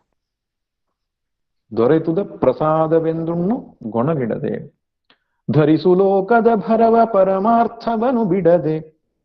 ಈ ಲೋಕದ ಭರವನ್ನ, ಲೋಕದ ಜವಾಬ್ದಾರಿಯನ್ನ ಪರಮಾರ್ಥ ಬುದ್ಧಿಯಿಂದ ಆಚರಿಸಬೇಕು ಅಂತ ಹೇಳ್ತಾರೆ. ಇದೇ ಕರ್ಮಯೋಗ. ಪರಮಾರ್ಥ ಅಂದ್ರೇನು? ಮೋಕ್ಷ. ಮೋಕ್ಷವನ್ನ ಗುರಿಯಾಗಿಟ್ಟುಕೊಂಡು ಲೋಕದ ಭರವನ್ನ ನಾವು ಅನುಸಂಧಾನ ಮಾಡಿದರೆ, ಹೊರಡು ಕರೆ ಬರಲ್ ಅಳದೆ ಮಂಕುತಿಮ್ಮ, ಕೊನೆಯ ಕರೆ ಬಂದಾಗ ಅಳದೆ ಹೋಗುವ ಯೋಗ್ಯತೆ ಅವನಿಗೆ ಬರ್ತದೆ ಅಂತ, ಅಂದ್ರೆ ಮರಣ ನಿಶ್ಚಿಂತವಾಗ್ತದೆ ಎಂಬುದಾಗಿ ಹೇಳ್ತಾರೆ. ಇರುವ ಕೆಲಸವನ್ನು ಮಾಡೋದು ಅಂತ, ಮುಳ್ಳಿಂದೇ ಮುಳ್ಳು ತೆಗೆಯುವುದು ಅಂತ ಹೇಳ್ತಾರೆ. ಅದಕ್ಕೆ ಮಾಡೋದದೇ ಕರ್ಮ, ಆದ್ರೇನೋ ಚೇಂಜ್ ಆಫ್ ಆಟಿಟ್ಯೂಡ್, ನಮ್ಮ ದೃಷ್ಟಿಕೋನವನ್ನು ಬದಲಾಯಿಸಿಕೊಳ್ಳೋದಷ್ಟೇ. ಅದ್ರ ಬಗ್ಗೆ ವಿಸ್ತಾರವಾಗಿ ಮುಂದೆ ಬರುತ್ತೆ, ಬಂದಾಗ ನೋಡೋಣ. ಇಲ್ಲಿ ಆರಂಭದಲ್ಲಿ ಆ ಕರ್ಮಯೋಗದ ಮಹತ್ವವನ್ನ, ಶ್ರೇಷ್ಠತೆಯನ್ನ ಭಗವಂತ ಪರಿಚಯ ಮಾಡಿಕೊಡ್ತಾನೆ. ಎಲ್ಲಿಯ ತನಕ ಮಹತ್ವ ಬುದ್ಧಿ ಬರುವುದಿಲ್ವೋ ಅದನ್ನ ಆಚರಣೆ ಮಾಡ್ಲಿಕ್ಕೆ ನಮ್ಮ ಮನಸ್ಸು ಒಪ್ಪಲ್ಲ. ಇದು ಶ್ರೇಷ್ಠವಾದ ವಸ್ತು, ಮಹತ್ವವಾದ ವಸ್ತು ಅಂದಾಗ ಅದ್ರ ಬಗ್ಗೆ ನಮ್ಮ ಭಾವನೆ ಆಚರಿಸುವುದಕ್ಕೆ ಅನುಕೂಲಕರವಾಗಿರುತ್ತೆ. ಯಾವುದೋ ಒಂದು ಶಾಲಿಗ್ರಾಮವನ್ನು ಮತ್ತೊಂದು ದೇವತಾ ವಿಗ್ರಹವನ್ನು ನಾವು ಅಂಗಡಿಯಿಂದ ತರುವುದಕ್ಕೂ, ಒಬ್ಬ ಮಹಾತ್ಮರು ಹಲವು ವರ್ಷಗಳ ಕಾಲ ಪೂಜಿಸಿ ನಮ್ಗೆ ಕೊಡುವುದಕ್ಕೂ ಎಷ್ಟು ವ್ಯತ್ಯಾಸ ಇರ್ತದೆ. ಆ ಮಹತ್ವ ಬುದ್ಧಿ ಬರ್ತದೆ ಅದರಲ್ಲಿ ನಮ್ಗೆ. ಈ ಜಪದ ಮಣಿಯನ್ನ ಮಹಾತ್ಮರು ಇಟ್ಟುಕೊಂಡು ತಪಸ್ ಮಾಡಿದರಂತೆ, ಅದು ನಮಗೆ ಕೊಟ್ಟಿದ್ದಾರೆ ಅಂದಾಗ ಇರತಕ್ಕಂಥ ಮಹತ್ವ ಬುದ್ಧಿ ಇದೆಯೋ ನಮ್ಗೆ ಆಚರಣೆ ಮಾಡ್ಲಿಕ್ಕೆ ಅದು ಅನುಕೂಲ ಆಗುತ್ತೆ. ಅದಕ್ಕೆ ಆರಂಭದಲ್ಲಿ ಅದು ಶ್ರೇಷ್ಠತೆಯನ್ನ ಭಗವಂತ ತಿಳಿಸ್ಕೊಡ್ತಾನೆ. ಕರ್ಮಯೋಗ ಅನ್ನುವಂಥದ್ದು ಎಷ್ಟು ನಾವು ಆಚರಿಸ್ತೇವೋ ಅಷ್ಟು ಫಲ ಕೊಡ್ತದೆ. ಇಹ ಅಭಿಕ್ರಮ ನಾಶ ಅಸ್ತಿ. ಅಭಿಕ್ರಮ ಅಂದ್ರೆ ಪ್ರಯತ್ನ, ಎಫರ್ಟ್. ನಾವು ಎಷ್ಟು ಎಫರ್ಟ್ ಹಾಕ್ತೇವೋ ಅಷ್ಟೂ ನಮಗೆ ಪ್ರಯೋಜನ ಆಗುತ್ತೆ, ವ್ಯರ್ಥ ಆಗಲ್ಲ. ಆದ್ರೆ ಸಕಾಮ ಕರ್ಮ ಇದೆಯಲ್ಲ, ಸಕಾಮ ಕರ್ಮ ಅಂದ್ರೇನು? ಫಲಾಭಿಸಂಧಿ ಇಟ್ಕೊಂಡು ಮಾಡೋ ಕರ್ಮ, ಫಲಾಸಕ್ತಿ ಇಟ್ಕೊಂಡು ಮಾಡೋ ಕರ್ಮ. ನಾ ಹಿಂದಿನ ತರಗತಿಯಲ್ಲಿ ಹೇಳಿದ್ದೆ, ವಿಷ್ಣು ಸಹಸ್ರನಾಮವನ್ನ ನೀವು ಫಲಾಸಕ್ತಿ ಇಟ್ಟುಕೊಂಡು ಪಾರಾಯಣ ಮಾಡಬಹುದು, ಫಲಾಪೇಕ್ಷೆ ಬಿಟ್ಟು ಪಾರಾಯಣ ಮಾಡಬಹುದು. ವೇದ ಪಾರಾಯಣವನ್ನು ಅಷ್ಟೇ ಫಲಾಪೇಕ್ಷೆ ಇಟ್ಕೊಂಡು ಮಾಡ್ಬೋದು, ಫಲಾಪೇಕ್ಷೆ ರಹಿತವಾಗಿಯೂ ಮಾಡಬಹುದು. ಹಾಗೆಯೇ ಯಜ್ಞಯಾಗಾದಿಗಳಿರಬಹುದು, ನಮ್ಮ ಧಾರ್ಮಿಕ ಎಲ್ಲ ಕರ್ಮಗಳನ್ನ ಸಕಾಮವಾಗಿಯೂ ಮಾಡಬಹುದು, ನಿಷ್ಕಾಮವಾಗಿಯೂ ಮಾಡಬಹುದು. ಸಕಾಮವಾಗಿ ಮಾಡಿದ್ರೆ ಅದಕ್ಕೆ ಕರ್ಮ ಅಂತ ಹೇಳ್ತಾರೆ, ನಿಷ್ಕಾಮವಾಗಿ ಮಾಡಿದ್ರೆ ಕರ್ಮ ಯೋಗ ಅಂತ ಹೇಳ್ತಾರೆ. ಈ ಸಕಾಮವಾಗಿ ಮಾಡುವಾಗ ಕರ್ಮವನ್ನ ಪೂರ್ಣಗೊಳಿಸಿದ್ರ ಮೇಲೇನೆ ಅದು ನಮ್ಗೆ ಫಲ ಸಿಗೋದು. ಒಬ್ಬನು ಮನೆಯಲ್ಲಿ ಶಾಂತಿ ಸುಖ ಸಿಗಬೇಕು ಅಥವಾ ಮನಸ್ಸಿನ ದ್ವಂದ್ವ ದೂರ ಆಗಬೇಕು ಅಂತ ವಿಷ್ಣು ಸಹಸ್ರನಾಮ ಪಾರಾಯಣ ಮಾಡ್ತಾನೆ ಅಂತ ಇಟ್ಕೊಳ್ಳಿ. ಸಂಕಲ್ಪ ಅದನ್ನೇ ಇಟ್ಕೊಂಡಿದ್ದಾನೆ, ನನ್ನ ಮನಸ್ಸಿನಲ್ಲಿರ್ತಕ್ಕಂಥ ಗೊಂದಲ ಎಲ್ಲ ದೂರ ಆಗ್ಲಿ, ಮನೆಯಲ್ಲಿ ಸುಖ ಶಾಂತಿ ಸಿಗ್ಲಿ ಅಂತ ಸಂಕಲ್ಪ ಮಾಡಿದ್ದಾನೆ. ಅವಾಗ ಇಡೀ ವಿಷ್ಣು ಸಹಸ್ರನಾಮವನ್ನು ಪಾರಾಯಣ ಮಾಡಿದ ಮೇಲೆ ಯಾವ ವಿಧಿ ವಿಧಾನಗಳಿಂದ ಹೇಳಿದ್ದಾರೋ ಆ ಪ್ರಕಾರ ಮಾಡಿದ ಮೇಲೆ ಫಲ ಸಿಗೋದು. ಇದೇ ರೀತಿ ಎಲ್ಲ ಕರ್ಮಕ್ಕೂ ಅನ್ವಯ ಮಾಡ್ಕೋಬೇಕು. ಲೌಕಿಕ ಕರ್ಮದಲ್ಲಿ ಕೂಡ ಅಷ್ಟೇ. ನೀರು ಬೇಕು ಅಂತ ಬಾವಿ ತೆರಲಿಕ್ಕೆ ಕೊಟ್ಟಿದ್ದೇವೆ, 50 ಫೀಟಿಗೆ ನಮ್ಗೆ ನೀರು ಸಿಗತ್ತೆ ಅಂತ. 50 ಫೀಟ್ ತೆಗೆದ ಮೇಲೆನೆ ನೀರು ಸಿಗೋದು. 10 ಫೀಟಿಗೆ ನಮ್ಗೆ ತೆಗೆದ್ರೆ ಏನೂ ಪ್ರಯೋಜನ ಆಗಲ್ಲ, ವೇಸ್ಟ್ ಅದು. ಅಂದ್ರೆ ಅಭಿಕ್ರಮ ನಾಶ ಆಯ್ತು, ನಮ್ ಮಾಡಿರೋ ಪ್ರಯತ್ನ ವೇಸ್ಟ್ ಆಯ್ತು. ಲೌಕಿಕ ಕರ್ಮ ಹಾಗೆ ಧಾರ್ಮಿಕ ಕರ್ಮದಲ್ಲಿಯೂ ಕೂಡ ಕರ್ಮವನ್ನ ವ್ಯವಸ್ಥಿತವಾಗಿ ಪೂರ್ತಿಗೊಳಿಸಿದ ಮೇಲೆಯೇ ಅದರ ಫಲ ಸಿಗುವಂಥದ್ದು. ಆದ್ರೆ ಕರ್ಮ ಯೋಗದಲ್ಲಿ ಹಾಗಲ್ಲ. ನಿಷ್ಕಾಮ ಭಾವನೆಯಿಂದ ಫಲಾಭಿಸಂಧಿಯನ್ನು ಬಿಟ್ಟು ಈಶ್ವರಾರ್ಪಣ ಬುದ್ಧಿಯಿಂದ ಮಾಡಿರುವಂತಹ ಸ್ವಲ್ಪವೇ ಕರ್ಮವಾದರೂ 10 ಶ್ಲೋಕವನ್ನು ಓದ್ತೀರಿ, ಅಷ್ಟು ನಿಮಗೆ ಫಲ ಕೊಡ್ತದೆ. ಅದು ಹೇಗೆ ಫಲ ಕೊಡ್ತದೆ ಅಂದ್ರೆ, ಈ ಕರ್ಮಯೋಗದ ಮುಖ್ಯ ಪ್ರಯೋಜನ ಅಂತಃಕರಣ ಶುದ್ಧಿ. ಗೌಣ ಪ್ರಯೋಜನ ಲೌಕಿಕದಲ್ಲಿ ಸುಖ ಶಾಂತಿ ಪ್ರಾಪ್ತಿ ಆಗ್ತದೆ, ಅದು ಕರ್ಮವೇ ಕೊಡ್ತಕ್ಕಂಥ ಫಲ. ಆದ್ರೆ ಮುಖ್ಯ ಪ್ರಯೋಜನವಾಗಿ ಅಂತಃಕರಣ ಶುದ್ಧಿ ಅಂತ ಏನಿದೆಯೋ ಅದು ಆಗ್ತದೆ, ಅದು ವ್ಯರ್ಥ ಆಗಲ್ಲ. ಈಗ ವಿಷ್ಣು ಸಹಸ್ರನಾಮವನ್ನ ಆರಂಭ ಮಾಡಿದ್ದಾನೆ, ಒಂದು 10-15 ಶ್ಲೋಕ ಓದಿದ್ದಾನೆ. ಯಾರೋ ಬಂದ್ರು ಮನೆಗೆ, ಕರೆದ್ರು, ಅಥವಾ ಯಾವುದೋ ಅರ್ಜೆಂಟ್ ಕೆಲಸ ಆಯ್ತು, ಅವನು ಎದ್ದು ಹೊರಟು ಹೋಗ್ತಾನೆ. ಕರ್ಮಯೋಗಿ ಅಂದ್ರೆ ನಿಷ್ಕಾಮ ಭಾವನೆಯಿಂದ ಮಾಡುವನು. ಅನಿವಾರ್ಯ ಕಾರಣದಿಂದ ಪಾಪ ಅವನು ಎದ್ದು ಹೋಗ, ಅಯ್ಯೋ ಅಷ್ಟೊತ್ತು ಮಾಡಿದ್ ವ್ಯರ್ಥ ಆಯ್ತು ಅಂತ ಹೇಳುವ ಹಾಗಿಲ್ಲ. ಅದರ ಅಂತಃಕರಣ ಶುದ್ಧಿಯ ಫಲ ಅಂತೂ ಸಿಗುತ್ತೆ. ಹಾಗೆ ಹೇಳಿದ ತಕ್ಷಣ ಕೆಲವರಿಗೆ ಬಹಳ ಒಳ್ಳೇದಾಯ್ತು, ನಮಗೆ ಎಂತದ್ದು ಇನ್ನು ಮುಂದೆ ನಾವು ಹೇಗಾದ್ರೂ ತೊಂದ್ರೆ, ತಪ್ಪಿದ್ರು ತೊಂದ್ರೆ ಇಲ್ಲ, ಹೇಗಾದ್ರೂ ತೊಂದ್ರೆ ಮಾಡ್ತೇವೆ ಅಂತ. ಹಾಗಲ್ಲ. ಅದರ ಅರ್ಥ ಮಾಡುವ ಕರ್ಮವನ್ನ ಸರಿಯಾಗಿ ಮಾಡುವ ಪ್ರಯತ್ನವನ್ನು ಮಾಡಬೇಕು. ಆದ್ರೆ ದೋಷಪೂರ್ಣವಾಗಿದ್ರು ತಪ್ಪಿದ್ರು ಅಂತಃಕರಣ ಶುದ್ಧಿಯ ಫಲ ಅಂತ ಸಿಗುತ್ತದೆ. ಅದು ದೊಡ್ಡ ಲಾಭ. ಅಂತಃಕರಣ ಶುದ್ಧಿ ಒಂದು ದೊಡ್ಡ ಲಾಭವಾ ಅಂತ ಪ್ರಶ್ನೆ ಮಾಡ್ಬೇಡಿ, ಬಹಳ ದೊಡ್ಡ ಲಾಭ. ನೀವು ಸಂಪತ್ತನ್ನು, ಆಸ್ತಿಯನ್ನು, ಇನ್ನೇನನ್ನೋ ಈ ಜನ್ಮದಲ್ಲಿ ಪ್ರಯತ್ನ ಪೂರ್ವಕವಾಗಿ ಗಳಿಸಬಹುದು.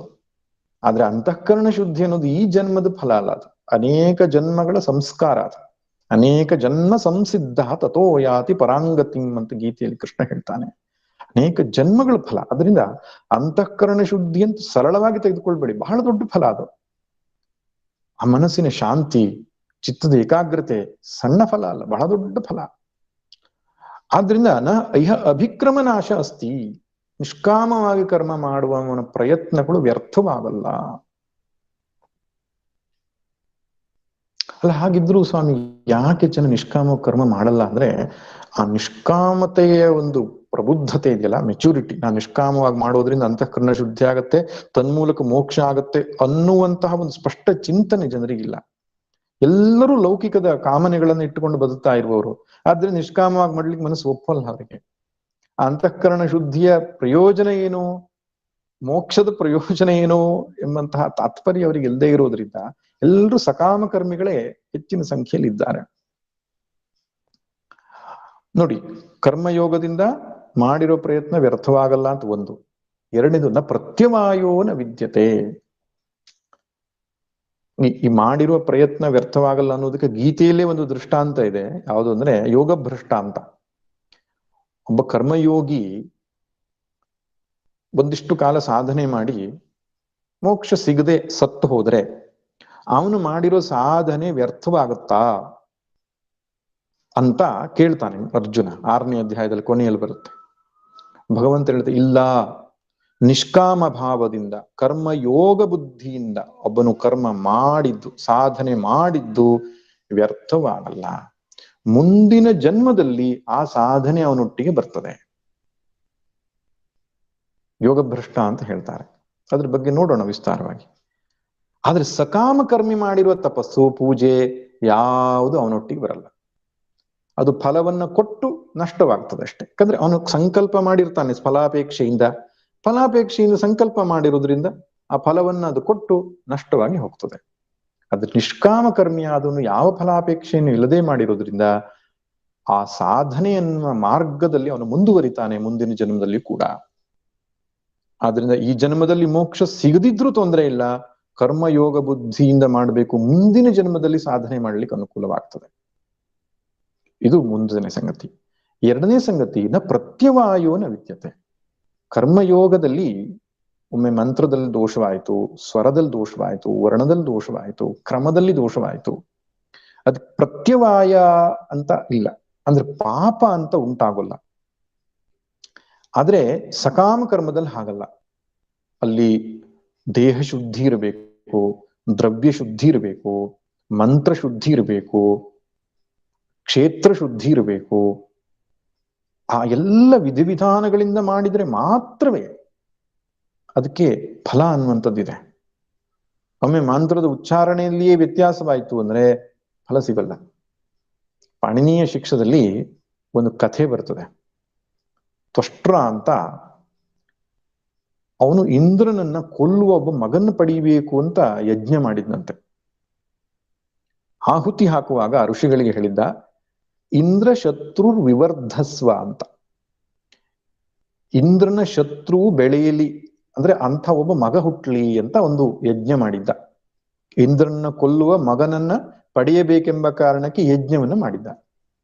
ಇಂದ್ರ ಶತ್ರುರ್ ವಿವರ್ಧಸ್ವ ಅಂತ ಆಹುತಿ ಕೊಡಿ ಅಂತ ಹೇಳಿದ್ದ. ಋಷಿಗಳು ಮನಸ್ಸಲ್ಲೇನೋ ಹಾಗೆ ಯೋಚನೆ ಮಾಡಿದ್ರು. ಆದ್ರೆ ಅವ್ರ ಬಾಯಲ್ಲಿ ಹೇಗೆ ಬಂತು ಅಂದ್ರೆ, ಇಂದ್ರ ಈಕಾರದಲ್ಲಿ ಉದಾತ್ತ ಸ್ವರ ಬಂತು. ಇಂದ್ರ ಶತ್ರುರ್ ವಿವರ್ಧಸ್ವ, ಇಂದ್ರಕ್ಕೆ ಉದಾತ್ತ ಸ್ವರ ಹೇಳ್ಬೇಕಿತ್ತು, ಅವರು ಈಕೆ ಉದಾತ್ತ ಸ್ವರವನ್ನು ಕೊಟ್ಟುಬಿಟ್ರು.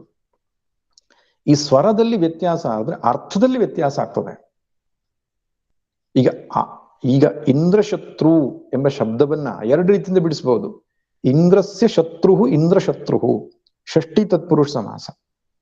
ಈ ಇಂದ್ರಸ್ಯ ಶತ್ರು ಅಂತ ಹೇಳಿದಾಗ ಇಂದ್ರನ ಶತ್ರು ಅಂತ ಆಗ್ತದೆ.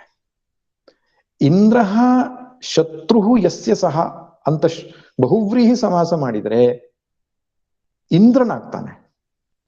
ಅಂದ್ರೆ ಇಂದ್ರ ಶತ್ರು ಎಂಬ ಶಬ್ದವನ್ನ ಇಂದ್ರನ ಶತ್ರು ಅಂತನೂ ಮಾಡ್ಕೊಳ್ಬಹುದು, ಸಾಕ್ಷಾತ್ ಇಂದ್ರ ಎಂಬುದಾಗಿ ಕೂಡ ಮಾಡ್ಕೊಳ್ಬಹುದು. ಅದು ಸಮಾಸ ಬಿಡಿಸುವಿಕೆಯಲ್ಲಿ ಉಂಟಾಗ್ತದೆ.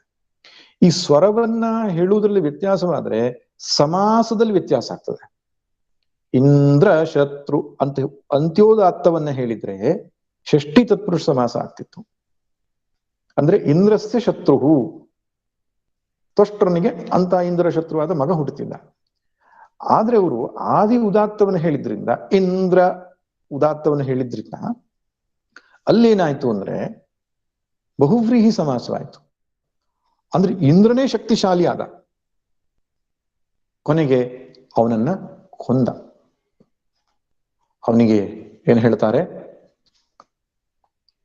ತ್ವಷ್ಟರನ ಮಗನನ್ನ ಅವನು ಕೊಲ್ತಾನೆ. ಈ ರೀತಿ ಪಾಣಿನೀಯ ಶಿಕ್ಷೆಯಲ್ಲಿ ಹೇಳ್ತಾರೆ, ಮಂತ್ರೋಹೀನ ಸ್ವರತೋ ವರ್ಣತೋವಾ ಮಿಥ್ಯಾ ಪ್ರಯೋಕ್ತೋ ನ ತಮರ್ಥಮಾಹ ಸವಾಗ್ವಜ್ರೋ ಯಜಮಾನಂ ಹಿನಸ್ತಿ ಯಥೇಂದ್ರ ಶತ್ರು ಸ್ವರತೋಪರಾಧಾತ್. ಯಥೇಂದ್ರ ಶತ್ರು ಸ್ವರತೋಪರಾಧಾತ್. ಸ್ವರದಿಂದ ವ್ಯತ್ಯಾಸವಾಗಿ ಇಂದ್ರಶತ್ರು ಎನ್ನುವ ಶಬ್ದ ಹೇಗೆ ಯಜಮಾನನಿಗೆ ತೊಂದರೆ ಕೊಡ್ತೋ, ಹಾಗೆ ಮಂತ್ರದಲ್ಲಿ ಸ್ವರ ವರ್ಣ ಎಲ್ಲ ತಪ್ಪಾದ್ರೆ ಅದು ಯಜಮಾನಿಗೆ ತೊಂದರೆ ಆಗ್ತದೆ ಅಂತ. ಅದು ಯಾವಾಗ ಇದಾಗೋದು? ಸಕಾಮ ಕರ್ಮ ಮಾಡಿದಾಗ. ಅದಕ್ಕೆ ವೇದಗಳಲ್ಲಿ ಹೇಳಿರತಕ್ಕಂತಹ ಕರ್ಮವು ನಿಶ್ಚಿತವಾಗಿ ಫಲ ಕೊಡ್ತದೆ. ಅದ್ರ ಫಲ ಕೊಡದೇ ಇರ್ಲಿಕ್ಕೆ ಬಹಳ ಮುಖ್ಯವಾದ ಕಾರಣ ಏನಾಗುತ್ತೆ, ನಾವು ವಿಧಿ ವಿಧಾನಗಳು ಸರಿಯಾಗಿ ಅನುಸರಿಸಲ್ಲ, ಅದೇ ದೋಷವಾಗ್ತದೆ. ಆದ್ರೆ ಕರ್ಮ ಯೋಗದಲ್ಲಿ ಹಾಗಲ್ಲ. ಕೇವಲ ಚಿತ್ತಶುದ್ಧಿಯ ದೃಷ್ಟಿಯಿಂದ ಮಾಡತಕ್ಕಂತಹ ಎಲ್ಲ ಸಾಧನೆಗಳು ಸ್ವಲ್ಪ ಮಟ್ಟಿಗೆ ದೋಷವಾದರೂ ಕೂಡ ಅದು ಪ್ರತ್ಯವಾಯವನ್ನ, ಪಾಪವನ್ನು ಉಂಟು ಮಾಡಲ್ಲ. ಉದಾಹರಣೆ ಕೊಡ್ಬೇಕು ಅಂದ್ರೆ, ನಮ್ಮ ಮನೆಗೆ ಒಬ್ಬ ಸ್ನೇಹಿತ ಬರ್ತಾನೆ, ತುಂಬಾ ಸಹಾಯ ಮಾಡ್ತಾನೆ ನನಗೆ ನಿಷ್ಕಾಮವಾಗಿ, ಯಾವ ಅಪೇಕ್ಷೆ ಇಲ್ಲದೆ ತುಂಬಾ ಸಹಾಯ ಮಾಡ್ತಾ ಇರ್ತಾನೆ. ಅವನೊಂದು ಗಾಜಿನ ಲೋಟ ಒಡೆದ ಅಂದ್ರೆ ನಾನು ಬೇಜಾರು ಮಾಡ್ಕೊಳ್ಳಲ್ಲ, ಇರ್ಲಿ ಬಿಡೋ ಕೈ ತಪ್ಪು ಹೋಯ್ತು ಅಂತ ಹೇಳ್ತೇನೆ. ಅದೇ ಹಣಕ್ಕೋಸ್ಕರ ಬರುವ ಕೆಲಸದವನು ಗಾಜಿನ ಲೋಟ ಒಡೆದ್ರೆ ಅವನಿಗೆ ದಂಡ ಹಾಕ್ತೇನೆ. ಇದು ಹಾಗೇನೆ, ನಿಷ್ಕಾಮ ಕರ್ಮದಲ್ಲಿ ದೋಷವಿರುವುದಿಲ್ಲ. ಸಕಾಮ ಕರ್ಮದಲ್ಲಿ ದೋಷವನ್ನ ಮಾಡಿದ್ರೆ ಅದು ಪ್ರಾಯಶ್ಚಿತ್ತವನ್ನ ಮಾಡಿಕೊಳ್ಳಬೇಕು. ಅದಕ್ಕೆ ಹೆಸರು ಪ್ರತ್ಯವಾಯ ಅಂತ, ಸೈಡ್ ಇಫೆಕ್ಟ್ ಅಂತ ಹೇಳ್ಬೋದು ಇಂಗ್ಲಿಷ್ ಭಾಷೆಯಲ್ಲಿ. ಇನ್ನು ಮೂರನೆಯ ಪ್ರಯೋಜನ, ಸ್ವಲ್ಪಮಪ್ಯಸ್ಯ ಧರ್ಮಸ್ಯ ತ್ರಾಯತೆ ಮಹತೋ ಭಯಾತ್. ಈ ಕರ್ಮಯೋಗವನ್ನು ಸ್ವಲ್ಪವೇ ಆಚರಿಸಿದ್ರು ದೊಡ್ಡ ಕಷ್ಟದಿಂದ ಪಾರು ಮಾಡುತ್ತೆ ಅಂತ ಹೇಳ್ತಾನೆ. ಇದ್ದುದ್ರಲ್ಲಿ ದೊಡ್ಡ ಕಷ್ಟ ಯಾವುದು ಗೊತ್ತಾ? ಹುಟ್ಟು ಸಾವಿನ ಚಕ್ರ. ಅದನ್ನು ಬಿಟ್ಟರೆ ಕಷ್ಟ ಯಾವುದು ಅಂದ್ರೆ ಪಾಪಗಳು.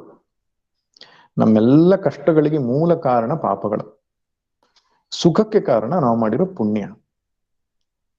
ಆದ್ರಿಂದ ಈ ಕರ್ಮ ಯೋಗ ಏನ್ ಮಾಡತ್ತೆ, ಸ್ವಲ್ಪವೇ ಆಚರಿಸಿದ್ರು ಪಾಪವನ್ನು ನಾಶ ಮಾಡೋದ್ರಿಂದ ಹುಟ್ಟು ಸಾವಿನ ಚಕ್ರದಿಂದ ನಮ್ಮನ್ನು ಬಿಡುಗಡೆ ಮಾಡುತ್ತೆ. ಆದ್ರಿಂದ ಇದನ್ನ ನಾವು ಕಡಿಮೆ ಮಟ್ಟದಲ್ಲಿ ಭಾವಿಸಬಾರದು.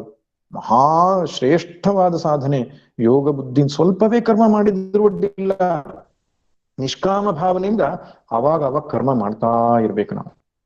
ಜೀವನ ಪೂರ್ಣ ಕರ್ಮಯೋಗ ಬುದ್ಧಿಯಿಂದ ಸಾಧನೆ ಮಾಡ್ಲಿಕ್ಕೆ ಆಗದಿದ್ರು ಎಷ್ಟು ಸಾಧ್ಯವೋ ಅಷ್ಟು ನಿಷ್ಕಾಮ ಭಾವದಿಂದ ನಾವು ಕರ್ಮಗಳನ್ನ ಮಾಡ್ತಾ ಇರಬೇಕು. ಇನ್ನೊಬ್ಬರಿಗೆ ನಿಷ್ಕಾಮ ಭಾವನೆಯಿಂದ ಸಹಾಯ ಮಾಡುವ ಅವಕಾಶ ಸಿಕ್ಕದಾಗ್ಲೆಲ್ಲ ಬಿಡುಕೂಡುದು. ಬಹಳ ದೊಡ್ಡ ಲಾಭಕರವಾದ ಸಾಧನೆ ಅದು. ಯಾರಿಗೋ ಹಸಿವೆಯಾಗಿ ಬಂದಿದ್ದಾನೆ, ನೀವು ಅನ್ನವನ್ನ ಕೊಡ್ತೀರಿ, ನಿಷ್ಕಾಮ ಭಾವನೆಯಿಂದ ಕೊಡ್ತೀರಿ ಅಂತ ಅಂದ್ರೆ ನಿಮ್ಮ ಅಂತಃಕರಣ ಶುದ್ಧಿಯಾಗೋದ್ರೊಟ್ಟಿಗೆ ಯಾವತ್ತೋ ಒಂದೊಮ್ಮೆ ನಿಮ್ಗೆ ಹಸಿವಿನಿಂದ ಪಾರು ಮಾಡುವ ಶಕ್ತಿ ಅದನ್ನು ಪಡೆಯುತ್ತೆ. ಯಾವುದೋ ಒಂದು ಆಶ್ರಮಕ್ಕೂ ದೇವಸ್ಥಾನದಲ್ಲಿ ಸೇವೆಯನ್ನು ಮಾಡ್ತೀರಿ, ಬಡಬಗ್ಗರಿಗೆ ದಾನ ಧರ್ಮಗಳನ್ನು ಮಾಡ್ತೀರಿ, ಅಥವಾ ಮನೆಯ ಕರ್ಮಗಳನ್ನೇ ಮಾಡುವಾಗ ಯಾವ ಅಪೇಕ್ಷೆ ಇಲ್ಲದೆ ಮಾಡ್ತೀರಿ, ಅದು ನಮ್ಮನ್ನ ದೊಡ್ಡ ಕಷ್ಟದಿಂದ ಪಾರು ಮಾಡುತ್ತೆ. ಒಂದೊಮ್ಮೆ ಸಂಪೂರ್ಣ ನಿಷ್ಕಾಮ ಕರ್ಮದಿಂದ ಮಾಡ್ಲಿಕ್ಕೆ ಆಗದಿದ್ರು ಆವಾಗ ನಿಷ್ಕಾಮ ಕರ್ಮಗಳನ್ನು ಮಾಡ್ತಾ ಇರ್ಬೇಕು ನಾವು. ದೊಡ್ಡ ಕಷ್ಟದಿಂದ ಪಾರ ಮಾಡುವ ಶಕ್ತಿ ಅದಕ್ಕಿದೆ. ಪೂರ್ಣ ಜೀವನವೇ ನಿಷ್ಕಾಮವಾಗಿಬಿಟ್ರೆ, ಕರ್ಮಯೋಗ ಬುದ್ಧಿಯಿಂದ ಮಾಡಿಬಿಟ್ರೆ ಅವನು ನಿಶ್ಚಿತವಾಗಿಯೂ ಮೋಕ್ಷವನ್ನು ಪಡಿತಾನೆ. ಆದ್ದರಿಂದ ಸ್ವಲ್ಪಮಪ್ಯಸ್ಯ ಧರ್ಮಸ್ಯ, ಅಸ್ಯ ಧರ್ಮ ಅಂದ್ರೆ ಕರ್ಮಯೋಗ ಬುದ್ಧಿಯಿಂದ ಮಾಡತಕ್ಕಂಥ ಸ್ವಲ್ಪವೇ ಕರ್ಮವೂ ಕೂಡ ಬಹಳ ದೊಡ್ಡ ಕಷ್ಟದಿಂದ ನಮ್ಮನ್ನ ಪಾರು ಮಾಡುತ್ತೆ. ಮಹತೋ ಭಯಾತ್. ದೊಡ್ಡ ಕಷ್ಟ ಏನಪ್ಪಾ ಅಂದ್ರೆ ಜನ್ಮ ಮೃತ್ಯು ಜರ ಅಂತಕ್ಕಂತಹ ಭಯದಿಂದ ನಮ್ಮನ್ನ ಪಾರು ಮಾಡುತ್ತೆ.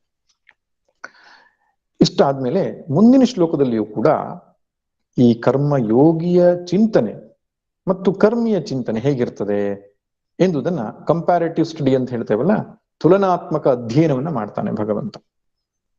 ವ್ಯವಸಾಯಾತ್ಮಿಕ ಬುದ್ಧಿ ಏಕೇಹ ಕುರು ನಂದನ ಬಹುಶಾಖಾಹ್ಯನಂತಾಶ್ಚ ಬುದ್ಧಯೋ ವ್ಯವಸಾಯಿನಾಂ. ಇಲ್ಲಿ ಎರಡೂ ರೀತಿಯ ಚಿಂತನೆಗಳನ್ನ ಇಡ್ತಿದ್ದಾನೆ.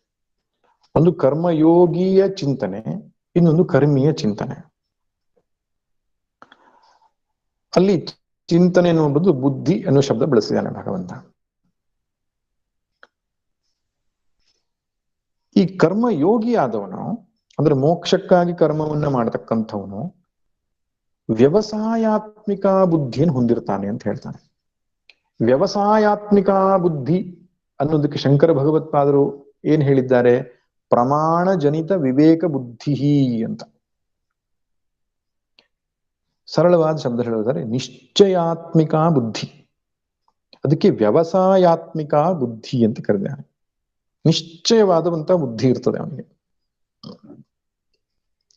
ಹೀಗೆ ವ್ಯವಸಾಯ, ಬೇಸಾಯ, ಕೃಷಿ, ಪ್ರಯತ್ನ ಎಂಬ ಅರ್ಥದಲ್ಲಿಯೂ ವ್ಯವಸಾಯ ಎಂಬ ಶಬ್ದ ಬಳಕೆ ಇದೆ. ಅದಕ್ಕೆ ಕೃಷಿಗೆ ವ್ಯವಸಾಯ ಮಾಡೋದು ಅಂತ ಹೇಳ್ತಾರೆ, ಅಂದ್ರೆ ಪ್ರಯತ್ನ ಮಾಡೋದು, ಎಫರ್ಟ್ ಹಾಕೋದು ಅಂತ. ಇನ್ನೊಂದು ವ್ಯವಸಾಯ ಅನ್ನುವ ಶಬ್ದಕ್ಕೆ ಅರ್ಥ ನಿಶ್ಚಯಾತ್ಮಿಕ, ದೃಢ ನಿಶ್ಚಯಪೂರ್ವಕವಾದಂತಹ ಒಂದು ಬುದ್ಧಿ ಕರ್ಮಯೋಗಿಗೆ ಇರ್ತದೆ. ಇಹ ಅನ್ನುವ ಶಬ್ದಕ್ಕೆ ಅರ್ಥ ಮೋಕ್ಷ ಸಾಧನೆಯ ವಿಷಯದಲ್ಲಿ ಕರ್ಮಯೋಗಿಗೆ ನಿಶ್ಚಿತವಾದ ನಿಲುವು ಇರ್ತದೆ. ಹೀಗೆಯೇ ನಾನು ಬದುಕಬೇಕು, ಹೀಗೆಯೇ ಸಾಧನೆ ಮಾಡಬೇಕು. ಸಾಧನೆ ಮತ್ತು ಸಾಧ್ಯದ ವಿಷಯದಲ್ಲಿ ಸ್ಪಷ್ಟತೆ ಇರ್ತದೆ ಕರ್ಮಯೋಗಿಗೆ.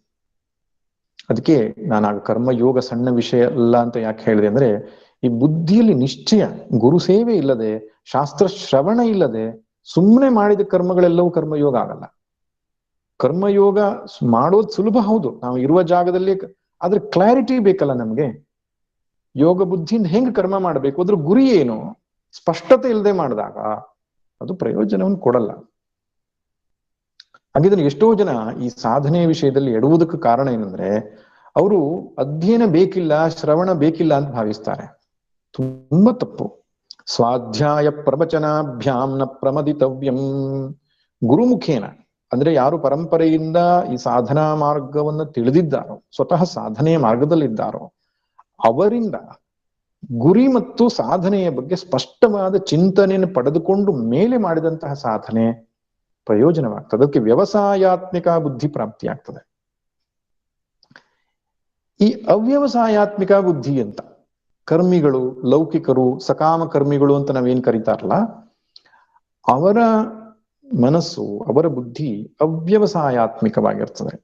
ಅಂದ್ರೆ ಒಂದು ನಿಶ್ಚಯವನ್ನ ಅದು ಪಡೆದಿರೋಲ್ಲ, ಅತ್ಯಂತ ಚಂಚಲವಾಗ್ತದೆ. ಅದನ್ನೇ ಭಗವಂತ ಬಹುಶಾಖಾಹಿ ಅನಂತಾಶ್ಚ ಬುದ್ಧಯೋ ವ್ಯವಸಾಯಿನಾಂ ಅವ್ಯವಸಾಯಿನಾಂ ಅಂತ.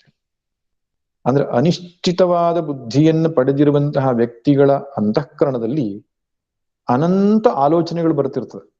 ಅನೇಕ ವಿಧವಾದಂತಹ ಯೋಚನೆಗಳು, ಬಹುಶಾಖಾ, ಒಂದಾದ್ರ ಮೇಲೆ ಮತ್ತೊಂದು, ಮಗದೊಂದು, ಒಂದಕ್ಕೊಂದು ಅಂಟುಕೊಂಡು. ಈಗ ಒಂದು ಮಂಗ ಮರವನ್ನು ಹತ್ತಿದ್ರೆ ಅದು ಒಂದು ಕೊಂಬೆಯಿಂದ ಇನ್ನೊಂದು ಕೊಂಬೆಗೆ ಹಾರ್ತದಲ್ಲ, ಹಾಗೆ ಇವರ ಮನಸ್ಸು ಕೂಡ ಅತ್ಯಂತ ಚಂಚಲವಾಗಿ ಅನೇಕ ವಿಧವಾದ ಆಸೆಗಳನ್ನು ಇಟ್ಟುಕೊಂಡು ಅವ್ರ ಜೀವನ ನಡೆಸ್ತಾ ಇರ್ತಾರೆ. ಯಾವ ಒಂದು ನಿಶ್ಚಯವೂ ಅವರಿಗೆ ಇರೋಲ್ಲ. ಇದು ಬಹಳ ಮುಖ್ಯವಾದ ಒಂದು ವಿಷಯ. ಸಾಧಕರು ತಿಳಿದಿಟ್ಕೊಳ್ಬೇಕಾಗಿರೋದು ಏನು ಅಂದ್ರೆ, ಮೋಕ್ಷ ಸಾಧನೆಯ ವಿಷಯದಲ್ಲಿ ಪರಂಪರೆಯಲ್ಲಿ ಇದಮಿತ್ತಂ ಅಂತ ನಿಶ್ಚಯ ಮಾಡಿದ್ದಾರೆ. ಈಗ ಹೊಸ ಹೊಸ ಸಂಪ್ರದಾಯಗಳು, ಕಲ್ಟ್ ಅಂತ ಕರಿತೇವೆ ನಾವು, ಅದೆಲ್ಲ ಹುಟ್ಟುಕೊಳ್ತಾ ಇರ್ತದೆ. ಅವರು ಹೊಸ ಹೊಸ ರೀತಿಯ ಸಾಧನೆಗಳನ್ನು ಉಪದೇಶಿಸ್ತಾ ಇರ್ತಾರೆ, ಟಿವಿಯಲ್ಲಿಯೋ ಬೇರೆ ವಿಧಾನದಿಂದಲೋ. ಈ ರೀತಿಯಿಂದ ನೀವು ನಡೆದ್ರೆ ಬೇಗ ಮೋಕ್ಷ ಪ್ರಾಪ್ತಿ ಆಗ್ತದೆ, ಈ ರೀತಿಯಿಂದ ಮಾಡಿದ್ರೆ ಬೇಗ ಸಾಧನೆ ಸಿದ್ಧಿ ಆಗ್ತದೆ. ಇದೆಲ್ಲ ಇದು ಯಾವ್ದ್ರ ಕಡೆಗೂ ಲಕ್ಷ್ಯ ಕೊಡ್ಲಿಕ್ಕೆ ಹೋಗ್ಬಾರ್ದು ನಾವು.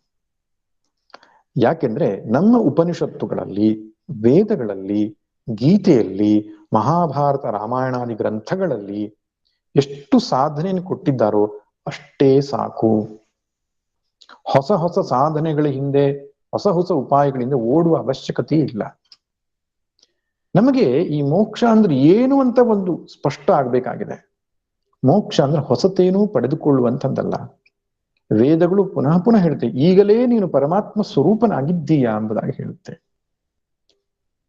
ಮೋಕ್ಷ ಈಸ್ ಎವರ್ ಎಕ್ಸಿಸ್ಟಿಂಗ್. ಅದು ನಾವು ಹೊಸದಾಗಿ ಸೃಷ್ಟಿ ಮಾಡ್ಬೇಕಾಗಿಲ್ಲ, ಈಗಲೇ ಇರತಕ್ಕಂಥದ್ದು. ಪರಮಾರ್ಥ ಸ್ವರೂಪವಾದ ಆ ಪರಬ್ರಹ್ಮ ವಸ್ತುವು ನಮ್ಮೆಲ್ಲರ ಆತ್ಮವಾಗಿ ಈಗಲೇ ಇದ್ದಾನೆ. ಹೊಸದಾಗಿ ಪಡೆಯುವಂಥದ್ದಿಲ್ಲ ಮೋಕ್ಷ. ಇದನ್ನು ಸ್ಪಷ್ಟವಾಗಿ ತಿಳ್ಕೊಳ್ಬೇಕು. ಮೋಕ್ಷ ಅಂದ್ರೆ ಎಲ್ಲಿಗೋ ಹೋಗುವುದಲ್ಲ, ಯಾವುದೋ ಕಾಲದಲ್ಲಿ ಪಡೆಯುವಂಥದ್ದಲ್ಲ, ಯಾವಾಗಲೂ ನಮ್ಮ ಸ್ವರೂಪವಾಗಿ, ನಮ್ಮ ಆತ್ಮವಾಗಿ ಆ ಅರಿವು, ಪ್ರಜ್ಞೆ, ಚೈತನ್ಯ, ಕಾನ್ಶಿಯಸ್ನೆಸ್ ಅಂತ ನಾವೇನ್ ಕರಿತೇವೋ ಈಗಲೇ ಇರತಕ್ಕಂಥದ್ದು. ಇದು ಮೊದಲನೇ ವಿಷಯ. ಎರಡನೇ ವಿಷಯ, ಈ ಮೋಕ್ಷ ಪ್ರಾಪ್ತಿಗೆ ಜ್ಞಾನವೇ ಮುಖ್ಯವಾದ ಸಾಧನ. ಜ್ಞಾನದಿಂದಲೇ ಮೋಕ್ಷ. ಯಾಕೆ? ಈಗಲೇ ಇರತಕ್ಕಂತಹ ಆತ್ಮವಸ್ತುವನ್ನ ತಿಳಿದೇ ಇರುವುದಕ್ಕೆ ಕಾರಣ ಅಜ್ಞಾನ, ಅಜ್ಞಾನ ಆವರಣ. ಅಜ್ಞಾನದ ಆವರಣ ನಿವೃತ್ತಿಯಾಗುವುದು ಯಾವಾಗ? ಸಮ್ಯಕ್ ಜ್ಞಾನ ಪ್ರಾಪ್ತಿ ಆದ ಮೇಲೆ. ಆದ್ರಿಂದ ಜ್ಞಾನವೇ ಮೋಕ್ಷಕ್ಕೆ ಸಾಕ್ಷಾತ್ ಸಾಧನ. ಇದು ಎರಡನೇ ಸಂಗತಿ ನಡೆದುಕೊಳ್ಬೇಕು. ಇನ್ನೊಂದು ಮೂರನೇ ಸಂಗತಿ, ಜ್ಞಾನವನ್ನ ಗುರುಶಾಸ್ತ್ರೋಪದೇಶದಿಂದಲೇ ಪಡೆಯತಕ್ಕಂಥದ್ದು. ಯಾರು ಪರಂಪರೆಯಿಂದ ಆಚಾರ್ಯೋಪದೇಶವನ್ನು ಪಡ್ಕೊಂಡಿದ್ದಾರೋ, ಶಾಸ್ತ್ರಗಳ ಸಾರವನ್ನು ಸಮ್ಯಕ್ ಪಡ್ಕೊಂಡಿದ್ದಾರೋ, ಆ ಸಾಧನೆಯ ಮಾರ್ಗದ ಬಗ್ಗೆ ನಿಶ್ಚಿತವಾದ ಒಂದು ಚಿಂತನೆಯನ್ನು ಪಡ್ಕೊಂಡಿದ್ದಾರೋ, ಅವರಿಂದಲೇ ನಾವು ಅಧ್ಯಯನವನ್ನ, ಚಿಂತನೆಯನ್ನ, ಶ್ರವಣವನ್ನ ಪಡಿಬೇಕು. ಇದು ಮೂರನೆಯ ಸಂಗತಿ. ಆಚಾರ್ಯ ಗುರು ಉಪದೇಶದಿಂದಲೇ ಜ್ಞಾನವಾಗಬೇಕು. ಇದನ್ನ ನಾನು ಯಾಕೆ ಹೇಳ್ತಿದ್ದೇನೆ ಅಂದ್ರೆ, ಎಷ್ಟೋ ಜನ ಪುಸ್ತಕ ಓದ್ಕೊಳ್ತಾರೆ, ಅನೇಕ ವಿಧದ ಕ್ಯಾಸೆಟ್ಗಳನ್ನು ಕೇಳ್ತಾರೆ. ಅವೆಲ್ಲ ಒಮ್ಮೊಮ್ಮೆ ತಪ್ಪು ದಾರಿಗೆ ಕರೆದುಕೊಂಡು ಹೋಗುತ್ತೆ. ಇನ್ನೂ ಸ್ಪಷ್ಟವಾಗಿ ಹೇಳ್ಬೇಕು ಅಂದ್ರೆ, ಶಂಕರ ಭಗವತ್ಪಾದರ ಉಪದೇಶಗಳಷ್ಟೇ ಸರಿಯಾದದ್ದು. ಉಪನಿಷತ್ತುಗಳೇ ಸರಿಯಾದಂತಹ ಗ್ರಂಥ. ಆ ಉಪನಿಷತ್ತುಗಳಿಗೆ ವ್ಯಾಖ್ಯಾನ ಮಾಡಿರುವ ಶಂಕರ ಭಗವತ್ಪಾದರ ವ್ಯಾಖ್ಯಾನವಷ್ಟೇ ಸರಿಯಾದದ್ದು. ನಾನು ನಮ್ಮ ಗುರುಗಳು ಶಂಕರ ಭಗವತ್ಪಾದರು ಅಂತ ಹೇಳ್ತಿಲ್ಲ. ವೇದ ಶಾಸ್ತ್ರಗಳಿಗೆ ಸರಿಯಾಗಿ ಅರ್ಥವನ್ನು ಬರೆದದ್ದು ಶಂಕರ ಭಗವತ್ಪಾದರು. ಅವರ ಪ್ರಕರಣ ಗ್ರಂಥಗಳು, ಅವರ ಭಾಷ್ಯ ಗ್ರಂಥಗಳು, ಅವುಗಳನ್ನ ನಾವು ಆ ಪರಂಪರೆಯ ಗುರುಗಳಿಂದ ಕೇಳಿಸ್ಕೊಳ್ಬೇಕು. ಇದು ಎರಡನೇ ವಿಷಯ. ಶಂಕರ ಭಗವತ್ಪಾದರೆ ಒಂದ್ ಕಡೆ ಹೇಳ್ತಾರೆ, ಸ್ವಾತಂತ್ರ್ಯೇನ ಬ್ರಹ್ಮಜ್ಞಾನಾನ್ವೇಷಣಂ ನ ಕುರ್ಯಾತ್ ಅಂತ. ಗುರುಗಳಿಂದಲೇ ತಿಳಿಯಬೇಕಾದ ವಿಷಯ ಅದು. ಇನ್ನೊಂದು, ಪರಂಪರೆಯಿಂದ ಯಾವನು ಅಧ್ಯಯನ ಮಾಡಿರಲ್ವೋ ಅವನಿಂದನೂ ನಾವು ಕೇಳಿಸಿಕೊಳ್ಳಬಾರದು ಅಂತ ಹೇಳ್ತಾರೆ. ಅನೇಕ ತಪ್ಪು ಉಪದೇಶಗಳನ್ನ, ತಪ್ಪು ವ್ಯಾಖ್ಯಾನಗಳನ್ನ ಮಾಡುವ ಸಾಧ್ಯತೆಗಳಿರುತ್ತೆ. ಎಲ್ರೂ ಮಾಡ್ತಾರೆ ಅಂತಲ್ಲ, ಮಾಡುವ ಸಾಧ್ಯತೆಗಳಿರ್ತದೆ ಅಂತ. ಹೊಸ ಹೊಸ ಅವಧೂತರುಗಳ ಸೃಷ್ಟಿ ಆಗ್ತಾ ಇರ್ತದೆ ಸಮಾಜದಲ್ಲಿ. ಅವರವರಿಗೆ ಸಿಲುಕಿದ ಉಪದೇಶಗಳನ್ನ ಕೊಡ್ತಿರ್ತಾರೆ. ಕುರಾನು ಸಮವಾಗಿದೆ, ಬೈಬಲ್ಲು ಸಮವಾಗಿದೆ, ಭಗವದ್ಗೀತೆನೂ ಸಮವಾಗಿದೆ, ಹೀಗೆಲ್ಲ ಹೇಳುವವರು ತುಂಬಾ ಜನ ಇದ್ದಾರೆ. ಇವರು ಯಾರು ಪರಂಪರೆಯಿಂದ ಅಧ್ಯಯನ ಮಾಡಿದವರಲ್ಲ. ಅವರ ಬಗ್ಗೆ ದ್ವೇಷ ಇಲ್ಲ, ಆದರೆ ಅವರಿಂದ ಉಪದೇಶವನ್ನು ಕೇಳಿದ್ರೆ ಅನರ್ಥವಾದೀತು. ಉಪನಿಷತ್ತು, ಗೀತೆ, ಅದನ್ನು ಅನುಸರಿಸಿದ ವ್ಯಾಖ್ಯಾನ ಶಂಕರ ಭಗವತ್ಪಾದರದ್ದು. ಆ ಸಂಪ್ರದಾಯದಲ್ಲಿಯೇ ನಾವು ಸರಿಯಾಗಿ ಅರ್ಥ ಮಾಡಿಕೊಳ್ಳಬೇಕು. ಮೂರನೇ ಸಂಗತಿ. ನಾಲ್ಕನೇ ಸಂಗತಿ, ಕರ್ಮಯೋಗವೇ ಚಿತ್ತಶುದ್ಧಿಗೆ ಉಪಾಯ. ಕರ್ಮಯೋಗ ಅಂದ್ರೆ ಏನು? ಸ್ಪಷ್ಟವಾಗಿ ನೋಡಿದ್ದೇವೆ. ನಾವು ಮಾಡತಕ್ಕಂಥ ಜಪ, ಪೂಜೆ, ದೇವಸ್ಥಾನದ ಯಾತ್ರೆ, ಗುರು ಹಿರಿಯರ ಸೇವೆ, ನಾವು ಮನೆಯಲ್ಲಿ ಮಾಡಿರತಕ್ಕಂಥ ನಿತ್ಯ ನೈಮಿತ್ತಿಕ ಕರ್ಮಗಳು, ಇವೆಲ್ಲವೂ ಕರ್ಮಯೋಗದ ಅಡಿಯಲ್ಲೇ ಬರುತ್ತೆ.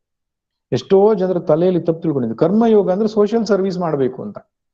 ಯಾವುದೋ ದೇವಸ್ಥಾನಕ್ಕೋ ಆಶ್ರಮಕ್ಕೋ ಹೋಗಿ ನಾವು ಸೋಷಿಯಲ್ ಸರ್ವಿಸ್ ಮಾಡಿದ್ರೆ ಕರ್ಮಯೋಗ ಅಂತ. ಹಾಗಿಲ್ಲ. ನಾವು ಬೆಳಿಗ್ಗಿಂದ ಸಂಜೆ ತನಕ ಮಾಡತಕ್ಕಂತಹ ಎಲ್ಲ ಕರ್ಮಗಳು, ಲೌಕಿಕ, ವೈದಿಕ, ಲೌಕಿಕ, ಧಾರ್ಮಿಕ ಕರ್ಮಗಳು ಈಶ್ವರಾರ್ಪಣ ಬುದ್ಧಿಯಿಂದ ಮಾಡಿ ಫಲಾಸಕ್ತಿಯನ್ನು ಬಿಟ್ಟು ಮಾಡಿಬಿಟ್ರೆ ಅದು ಕರ್ಮಯೋಗ ಅಂತ ಹೇಳ್ತಾರೆ. ಉದಾಹರಣೆಗೆ ನಾವು ಬೆಳಿಗ್ಗೆದ್ದು ಜಪ ಮಾಡ್ತೇವೆ, ನಿಷ್ಕಾಮವಾಗಿ ಜಪ ಮಾಡಿದ್ರೆ ಕರ್ಮಯೋಗ ಆಯ್ತು.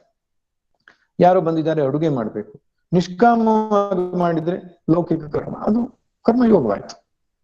ಆದ್ರಿಂದ ಕರ್ಮಯೋಗ ಅಂದ ತಕ್ಷಣ ಯಾವುದೋ ವಿಶೇಷ ಕರ್ಮವಲ್ಲ, ನಿತ್ಯ ನೈಮಿತ್ತಿಕ ಧಾರ್ಮಿಕ ಕರ್ಮಗಳು ಮತ್ತು ಲೌಕಿಕ ಕರ್ಮಗಳನ್ನ ಫಲಾಭಿಸಂಧಿ ಬಿಟ್ಟು ಮಾಡುವಂಥದ್ದು. ಈ ಕರ್ಮಯೋಗದಲ್ಲಿಯೇ ಒಂದು ಹೈಯರ್ ಲೆವೆಲ್ ಅಂದ್ರೆ ಉಪಾಸನ ಅಂದ್ರೆ ಮೆಡಿಟೇಷನ್ ಕೂಡ ಒಂದು ಕರ್ಮವೇ, ಅದು ಮಾನಸ ಕರ್ಮ ಅಂತ ಹೇಳುತ್ತೆ. ಕರ್ಮಯೋಗ ಅಂದ್ರೆ ದೈಹಿಕ ಪ್ರಧಾನವಾದ ಕರ್ಮ, ಉಪಾಸನೆ ಅನ್ನೋದು ಮಾನಸ ಪ್ರಧಾನವಾದ ಕರ್ಮ.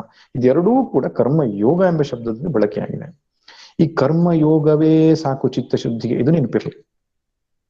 ನೀವು ಮಾಡುವ ಪೂಜೆ, ನೀವು ಮಾಡುವ ಭಜನೆ, ನೀವು ಮಾಡುವ ಜಪ, ನೀವು ಮಾಡುವ ಗುರು ಹಿರಿಯರ ಸೇವೆ, ನೀವು ಮಾಡುವ ಅನ್ನದಾನ, ನೀವು ಮಾಡುವಂತಹ ಏನು ದೈನಿಕ ಜೀವನದ ಕ್ರಮಗಳಿದೆ ಅಷ್ಟೇ ಸಾಕು. ಮಾಡುವುದನ್ನು ಸರಿಯಾಗಿ ಮಾಡಬೇಕು ಅಷ್ಟೆ. ಇದು ಬಹಳ ಮುಖ್ಯವಾದ ಅಂಶ. ಇದನ್ನ ನಾನು ಯಾಕೆ ಹೇಳ್ತೀನಿ, ಪ್ರತಿಯೊಬ್ಬ ಗುರುಗಳು ಕೂಡ ಒಂದು ಹೊಸ ಸಂಪ್ರದಾಯವನ್ನ ಸೃಷ್ಟಿ ಮಾಡಿಕೊಂಡಂಥವರು ಹೊಸ ಸಾಧನಾ ವಿಧಾನವನ್ನು ಉಪದೇಶಿಸ್ತಾ ಇರ್ತಾರೆ. ನಮ್ಗದು ಇಷ್ಟ ಆಗತ್ತೆ, ಸ್ವಲ್ಪ ದಿನ ಅದನ್ನ ಮಾಡ್ತೇವೆ, ಸ್ವಲ್ಪ ದಿನ ಇನ್ನೊಂದನ್ನು ಮಾಡ್ತೇವೆ, ಮಗದೊಂದನ್ನು ಮಾಡ್ತೇವೆ, ಯಾವುದು ಕೂಡ ಪೂರ್ಣ ಆಗಲ್ಲ ನಮ್ಗೆ. ಹಾಗ್ಬೇಕಾಗಿಲ್ಲ. ಕೇವಲ ಜಪವನ್ನ ನೀವು ಮಾಡ್ತಾ ಅಂತಃಕರಣ ಶುದ್ಧಿ ಮಾಡಿಕೊಳ್ಬಹುದು. ಪೂಜಾದಿಗಳಲ್ಲಿ ನಿಷ್ಠೆ ಇದ್ರೆ ಅದನ್ನೇ ಜಾಸ್ತಿ ಮಾಡಿ, ಜಪದ ಸಂಖ್ಯೆ ಕಡಿಮೆ ಮಾಡಿದ್ರು ಚಿತ್ತಶುದ್ಧಿ ಆದೀತು. ಒಟ್ಟಿನಲ್ಲಿ ಈ ನಮ್ಮ ಪರಂಪರೆಯಲ್ಲಿ ಹೇಳಿರತಕ್ಕಂತಹ ಸಾಧನೆಗಳೇ ನಮಗೆ ಸಾಕು. ದೇವ ಮಂದಿರ ಭಜನೆ, ಪೂಜೆ ಪ್ರಸಾದಗಳು, ಜೀವನದ ಅಲಂಕಾರ, ಮನಸ್ಸಿನುದ್ಧಾರ, ಭಾವವಂ ಕ್ಷುಲ್ಲ ಜಗದಿಂ ಮೇಲೊಯ್ಯುವುದಾವುದಾದೊಡಮೊಳಿತು ಮಂಕುತಿಮ್ಮ. ಗುಡಿಯೋ ಪೂಜೆಯೋ ಸೊಗಸು ನೋಟವೋ ಹಾಡೋ, ಬಡವರಿಂಗುಪಕೃತಿಯೋ ಆವುದೋ ಮನದ, ಬಡಿದಾಟವನು ನಿಲ್ಲಿಸಿ ನೆಮ್ಮದಿಯ ನೀ ಒಡದೆ ಬಿಡುಗಡೆಯೋ ಜೀವಕ್ಕೆ ಮಂಕುತಿಮ್ಮ. ಅದರಿಂದ ಪರಂಪರೆಯಲ್ಲಿ ಹೇಳಿರುವ ಸಾಧನೆಗಳಷ್ಟೇ ಸರಿಯಾಗಿ ನಾವು ಮಾಡಿದ್ರೆ, ನಿತ್ಯ ನೈಮಿತ್ತಿಕ ಕರ್ಮ ಅಂತ ಕರೀತಾರೆ. ಪ್ರತಿದಿನ ಬೆಳಿಗ್ಗೆ ಸೂರ್ಯೋದಯಕ್ಕಿಂತ ಮುಂಚೆ ಎದ್ದು ಸೂರ್ಯನಿಗೆ ಅರ್ಘ್ಯವನ್ನ ಕೊಟ್ಟು ಯಥಾಶಕ್ತಿ ಗಾಯತ್ರಿ ಜಪವನ್ನ ಮಾಡತಕ್ಕಂಥದ್ದು ಸಂಧ್ಯಾವಂದನೆ ಅಂತ. ಆ ಸಂಧ್ಯಾವಂದನೆ ಕರ್ಮವನ್ನೇ ಚೆನ್ನಾಗಿ ಮಾಡಿದ್ರೆ ಎಷ್ಟು ಚಿತ್ತಶುದ್ಧಿ ಆಗುತ್ತೆ. ದೇವರ ಪೂಜೆ ಒಂದು ಅರ್ಧ ಗಂಟೆಯಾದ್ರೂ ಚೆನ್ನಾಗಿ ನಾವು ಮಾಡಿದ್ರೆ ಎಷ್ಟು ಚಿತ್ತಶುದ್ಧಿ ಆಗುತ್ತೆ. ಇದಕ್ಕಿಂತ ಹೊಸತಾಗಿ ಇನ್ನೇನು ಬೇಕಾಗಿಲ್ಲ ನಮ್ಗೆ. ಆದ್ರಿಂದ ಕುಂಡಲಿನಿ ಯೋಗವಂತೆ, ಮತ್ತೊಂದು ಯೋಗವಂತೆ ಅಂತ ಈ ಹಿಂದೂ ಪೇಪರ್ ಅಲ್ಲಿ ಕೊನೆ ಸ್ಪೀಕಿಂಗ್ ಟ್ರೀ ಅಂತ ಬರ್ತದಲ್ಲ, ಅದರಲ್ಲಿ ಪ್ರತಿದಿನ ಒಂದೊಂದು ಸಾಧನೆ ಬರುತ್ತೆ. ಒಂದು ದಿನ ಬುದ್ಧ ಧರ್ಮದ ಸಾಧನೆ ವಿಪಶ್ಚನ ಅಂತ ಬಂತು, ಇನ್ನೊಂದು ದಿವಸ ಜೈನ ಧರ್ಮದ ಸಾಧನೆ, ಇನ್ನೊಂದು ದಿವಸ ಕ್ರಿಶ್ಚಿಯನ್ ಸಾಧನೆ, ಇನ್ನೊಂದು ದಿವಸ ಇಸ್ಲಾಂ ಸಾಧನೆ. ಅವನು ಪ್ರತಿದಿನನೂ ಆ ಪೇಜಲ್ಲಿ ಓದೋದು ಸಾಧನೆ ಮಾಡೋದು ಮಾಡಿದ್ರೆ ಎಲ್ಲಿಗೆ ಹೋಗಿ ಮುಟ್ಟುತ್ತಾನೆ? ಆದ್ರಿಂದ ಆ ರೀತಿಯ ಒಂದು ಸ್ಪಷ್ಟತೆ ನಮಗೆ ಬೇಕಾಗದೆ. ಚಿತ್ತಶುದ್ಧಿಗೆ ಕರ್ಮಯೋಗವೇ ಸಾಧನ. ಕರ್ಮಯೋಗವಾದ ಮೇಲೆ ಗುರುಶಾಸ್ತ್ರ ಉಪದೇಶದಿಂದ ಸಮ್ಯಕ್ ಜ್ಞಾನ, ಸಮ್ಯಕ್ ಜ್ಞಾನದಿಂದ ಅವಿದ್ಯಾ ನಿವೃತ್ತಿ ಆದ್ರೆ ನಿತ್ಯ ಮೋಕ್ಷವಾದ ನಮ್ಮ ಸ್ವರೂಪದ ಪ್ರಾಪ್ತಿ. ಇದಿಷ್ಟೇ ಹಂತಗಳು. ಇದನ್ನ ಇನ್ನೂ ಸ್ಪಷ್ಟವಾಗಿ ತಿಳ್ಕೊಳ್ಬೇಕು ಅಂದ್ರೆ ಶಂಕರ ಭಗವತ್ಪಾದರ ಒಂದು ಗ್ರಂಥ ಇದೆ, ಸಾಧನಾ ಪಂಚಕಂ ಅಂತ. ವೇದೋ ನಿತ್ಯಮಧೀಯತಾಂ ತದುದಿತಂ ಕರ್ಮ ಸ್ವನುಷ್ಠೀಯತಾಂ. ಪ್ರತಿಯೊಂದು ಶ್ಲೋಕದಲ್ಲಿ 8 ಸ್ಟೆಪ್ಗಳನ್ನು ಹೇಳಿದ್ದಾರೆ, ಸಾಧನೆಯ ಮೆಟ್ಟಿಲುಗಳು. ಒಟ್ಟು 40 ಮೆಟ್ಟಿಲುಗಳಲ್ಲಿ ಸಾಧನೆಯ ಕ್ರಮವನ್ನು ಅವರು ವಿವರಿಸಿದ್ದಾರೆ. ಸಾಧನಾ ಪಂಚಕಂ ತುಂಬಾ ಸುಂದರವಾದ ಗ್ರಂಥ. ಅದನ್ನು ಸರಿಯಾಗಿ ಅರ್ಥ ಮಾಡಿಕೊಂಡ್ರೆ ಸಾಧನೆ ಕ್ರಮಗಳು ಯಾವುದು, ಇದು ಬಿಟ್ಟು ಬೇರೆ ಮಾರ್ಗ ಇಲ್ಲ ಎಂಬುದು ನಮಗೆ ಗೊತ್ತಾಗ್ತದೆ. ಇದಕ್ಕೆ ಹೆಸರು ನಿಶ್ಚಯಾತ್ಮಿಕ ಬುದ್ಧಿ, ವ್ಯವಸಾಯಾತ್ಮಿಕ ಬುದ್ಧಿ. ಏಕ ಇಹ, ಒಂದೇ ತೆರನಾಗಿರ್ತದೆ. 10 ಜನ ಬಂದು 10 ಉಪದೇಶ ಮಾಡಿದ್ರು ಕೂಡ ಅವನು ವಿಚಲಿತನಾಗುವುದಿಲ್ಲ. ಇದು ಬಹಳ ಮುಖ್ಯವಾದ ಮಾತು. ನಮ್ಮ ಕ್ಲಾರಿಟಿ ಹೇಗಿರ್ಬೇಕು, ಸ್ಪಷ್ಟತೆ ಹೇಗಿರ್ಬೇಕು ಶಾಸ್ತ್ರ ಮತ್ತು ಗುರುವಾಕ್ಯದಲ್ಲಿ ಅಂದ್ರೆ ಇದಮಿತ್ತಂ, ಹೀಗೆಯೇ ಇರುವುದು ಅನ್ನೋ ಕ್ಲಾರಿಟಿ ಬೇಕು. ಅದಿಲ್ಲ ಅನ್ನೋನು ಹೇಳಿದವ್ರ ಉಪದೇಶಕ್ಕೆಲ್ಲ ಅಲ್ಲಾಡ್ತಾ ಇರ್ತಾನೆ. ನಮ್ಮವರೊಬ್ರು ಹೇಳ್ತಾ ಇದ್ರು, ನನ್ನ ಡಾಕ್ಟರ್ ಅವರು ಬಹಳ ಹಿಂದೆ ಭೇಟಿಯಾದಾಗ ಅವ್ರು ಹೇಳ್ತಿದ್ರು, ನಾನು ದ್ವೈತ ಉಪದೇಶನೂ ಕೇಳ್ತೇನೆ, ಪ್ರವಚನಕ್ಕೂ ಹೋಗ್ತೇನೆ, ಅದ್ವೈತ ಪ್ರವಚನಕ್ಕೂ ಹೋಗ್ತೇನೆ, ವಿಶಿಷ್ಟಾದ್ವೈತ ಪ್ರವಚನ ಎಲ್ಲ ಪ್ರವಚನಕ್ಕೂ ಹೋಗ್ತೇನೆ ನಾನು ಅಂತ. ನಾನು ಹೇಳಿದೆ, ನಿಮಗೆ ಗೊಂದಲ ಆಗುದಿಲ್ವಾ? ಯಾಕಂದ್ರೆ ಜೀವ ಬ್ರಹ್ಮ ಒಂದೇ ಅಂತ ಹೇಳೋದು ಅದ್ವೈತ, ಜೀವ ಬ್ರಹ್ಮ ಸರ್ವಥಾ ಭೇದ ಅಂತ ಹೇಳ್ತಕ್ಕಂಥದ್ದು ದ್ವೈತ. ವಿಶಿಷ್ಟ ಅದ್ವೈತಲ್ಲಿ ಅಲ್ಲಿ ಭೇದಾಭೇದ ಸಂಬಂಧವನ್ನು ಹೇಳ್ತಾರೆ. ಈ ರೀತಿಯಾಗಿ ವಿಚಿತ್ರವಾದಂತಹ ಬೇರೆ ಬೇರೆ ಉಪದೇಶಗಳು ಕೇಳಿದ್ರು ನಿಮ್ಗೆ ಗೊಂದಲ ಯಾಕೆ ಆಗೋದಿಲ್ಲ ಅಂತ ಕೇಳಿದಾಗ ಅವ್ರು ಹೇಳಿದ್ರು, ಗೊಂದಲ ಆಗೋಲ್ಲ ಸ್ವಾಮಿ, ಯಾಕಂದ್ರೆ ಹೋದ್ಮೇಲೆ ಪ್ರವಚನ ಕೂತ್ಕೊಂಡ್ಮೇಲೆ ನಿದ್ದೆ ಬರ್ತದೆ ನಮ್ಗೆ, ಆಮೇಲೆ ಎದ್ದು ಬರ್ತೇನೆ, ರಗಳೆ ಇಲ್ಲ ಅಂತ. ಹೀಗಾದ್ರೆ ರಗಳೆ ಇಲ್ಲ. ಒಂದೊಮ್ಮೆ ಬೇರೆ ಬೇರೆ ಸಾಧನಾ ಮಾರ್ಗಗಳನ್ನ ನಾವು ಕೇಳಿಕೊಟ್ಟರೆ ಸಾಕಷ್ಟು ಗೊಂದಲ ಮಾಡಿಕೊಂಡವರಿದ್ದಾರೆ. ಅದಕ್ಕೆ ನಾವು ನಿಶ್ಚಯವಾದಂತಹ ಸಾಧನಾ ಪಥವನ್ನ ತೆಗೆದುಕೊಳ್ಬೇಕು ಮತ್ತು ಅದನ್ನು ಕ್ರಮಿಸುವಂತಹ ರೀತಿ ಹೇಗೆ ಅಂತ ಸರಿಯಾಗಿ ತಿಳ್ಕೊಳ್ಬೇಕು. ವ್ಯವಸಾಯಾತ್ಮಿಕವಾದ ಬುದ್ಧಿಯನ್ನು ಪಡೆದುಕೊಳ್ಳಬೇಕು. ಅದಿಲ್ಲದಿದ್ರೆ ಅವ್ಯವಸಾಯಾತ್ಮಿಕ ಬುದ್ಧಿಯಲ್ಲಿ ಹೇಗಾಗ್ತದೆ? ನಿಶ್ಚಯ ಇಲ್ಲೇ ಇರತಕ್ಕಂಥ ಬುದ್ಧಿಲೇನೆ. ಒಂದು ಸಾಧನೆ ವಿಷಯದಲ್ಲಿ ನಿಶ್ಚಯ ಇರಲ್ಲ ಅಷ್ಟೇ ಅಲ್ಲ, ಲೌಕಿಕ ವಿಷಯದಲ್ಲಿಯೂ ಕೂಡ ಅನೇಕ ವಿಧವಾದ ಗೊಂದಲಗಳು. ಅದನ್ನು ಮುಂದಿನ ಶ್ಲೋಕಗಳಲ್ಲಿ ಸ್ಪಷ್ಟ ಮಾಡ್ತಾನೆ ಭಗವಂತ. ಏನ್ರಿ ಮೋಕ್ಷ ಅಂತ ಹೇಳಿದ್ರೆ ಅದಿದೆಯಾ? ಅದೆಲ್ಲ ಸುಳ್ಳು. ನಾವು ಬದುಕಿರುವಾಗ ಕಷ್ಟಪಟ್ಟು ಸಂಪಾದನೆ ಮಾಡಬೇಕು, ಸುಖ ಪಡಬೇಕು, ಆದ್ರಿಂದ ಅನೇಕ ರೀತಿಯಾದ ಕಾಮೋಪಭೋಗಗಳನ್ನು ಅನುಭವಿಸ್ಬೇಕು, ಅದನ್ನ ಮಾಡ್ಬೇಕು, ಇದನ್ನ ಮಾಡ್ಬೇಕು, ಬೇಕು ಬೇಕದು ಬೇಕು, ಬೇಕು ತನಗಿನ್ನೊಂದು ಬೇಕೆನುತ ಬೊಬ್ಬಿಡುತ್ತ ಲಿಹಗಟವನಿದನು, ಏಕೆಂದು ರಚಿಸಿದನು ಬೊಮ್ಮನಿ ಬೇಕು ಜಪ ಸಾಕೆನಿಪುದೆಂದಿಗಲು ಮಂಕುತಿಮ್ಮ. ನಭಕೇಣಿ ಹೂಡುವುದು ಸ್ವಾಭಾವಿಕವ ಮರೆತು ನಭಕೇಣಿ ಹೂಡುವುದು, ಆಭಾಸವನು ಸತ್ಯವೆಂದು ಭ್ರಮಿಸುವುದು, ಸೌಭಾಗ್ಯಗಳ ನರಸಿ ದೌರ್ಭಾಗ್ಯ ಕೀಡುವುದು, ಅಭಿಶಾಪನರ ಕುಲಕ್ಕೆ ಮಂಕುತಿಮ್ಮ. ಇಂಥವರೇ ಜಾಸ್ತಿ. ಒಂದು ವ್ಯವಸಾಯಾತ್ಮಿಕ ಬುದ್ಧಿಯನ್ನಿಟ್ಟುಕೊಂಡು ಬದುಕನ್ನು ನಡೆಸುವವರ ಸಂಖ್ಯೆ ತೀರಾ ಕಡಿಮೆ. ಸಂಖ್ಯೆ ಜಾಸ್ತಿ ಯಾವುದು? ಬೆಳಿಗ್ಗೆ ಒಂದು ಯೋಚನೆ, ಸಂಜೆ ಇನ್ನೊಂದು ಯೋಚನೆ, ಸೆಲ್ಫ್ ಕ್ಯಾನ್ಸಲೇಷನ್, ನಾನೇ ಮಾಡಿರೋ ಯೋಚನೆ ಕ್ಯಾನ್ಸಲ್ ಮಾಡ್ಕೊಳ್ಳುವಂಥದ್ದು, ಅದನ್ನ ಪಡಿಬೇಕು, ಇದನ್ನ ಹೊಂದಬೇಕು, ಹಾಗೆ ಮಾಡ್ಬೇಕು, ಅದ್ರ ಮಧ್ಯೆ ಸಾಧನೆನೂ ಮಾಡ್ತಿರ್ತಾರೆ ಅವರು. ಆ ದೇವಸ್ಥಾನಕ್ಕೆ ಹೋದೆ, ಈ ಆಶ್ರಮಕ್ಕೆ ಹೋದೆ, ಎಲ್ಲಿ ತಪಸ್ಸು ಮಾಡಿದೆ, ಒಂದು ನಿಶ್ಚಯವಾದಂತಹ ನಿಲುವಿಗೆ ಅವರು ಮುಟ್ಟೋದಿಲ್ಲ. ಲೌಕಿಕವೂ ಸಾಧಿಸ್ಲಿಕ್ಕೆ ಪ್ರಯತ್ನಿಸ್ತಾರೆ, ಅಧ್ಯಾತ್ಮ ಸಾಧನೆನೂ ಮಾಡ್ತೇನೆ ಅಂತ ತಿಳ್ಕೊಂಡಿರ್ತಾರೆ, ಏನೇನು ಮಾಡದೆ ಪ್ರಯೋಜನ ಇಲ್ಲದ ಜೀವನ ಆಗ್ತದೆ. ಅದನ್ನ ಮುಂದಿನ ಶ್ಲೋಕಗಳಲ್ಲಿ ಅಂಥವರ ಬದುಕು, ಅಂಥವರ ಚಿಂತನೆ ಹೇಗೆ ಅನ್ನೋದು ಮುಂದಿನ ಶ್ಲೋಕದಲ್ಲಿ ಹೇಳ್ತಾನೆ ಭಗವಂತ. ಯಾಮಿಮಾಂ ಪುಷ್ಪಿತಾಂ ವಾಚಂ ಪ್ರವದಂತ್ಯ ವಿಪಶ್ಚಿತಃ ವೇದವಾದರತಾಃ ಪಾರ್ಥ ನಾನ್ಯದಸ್ತೀತಿ ವಾದಿನಃ ಕಾಮಾತ್ಮಾನಃ ಸ್ವರ್ಗಪರಾಃ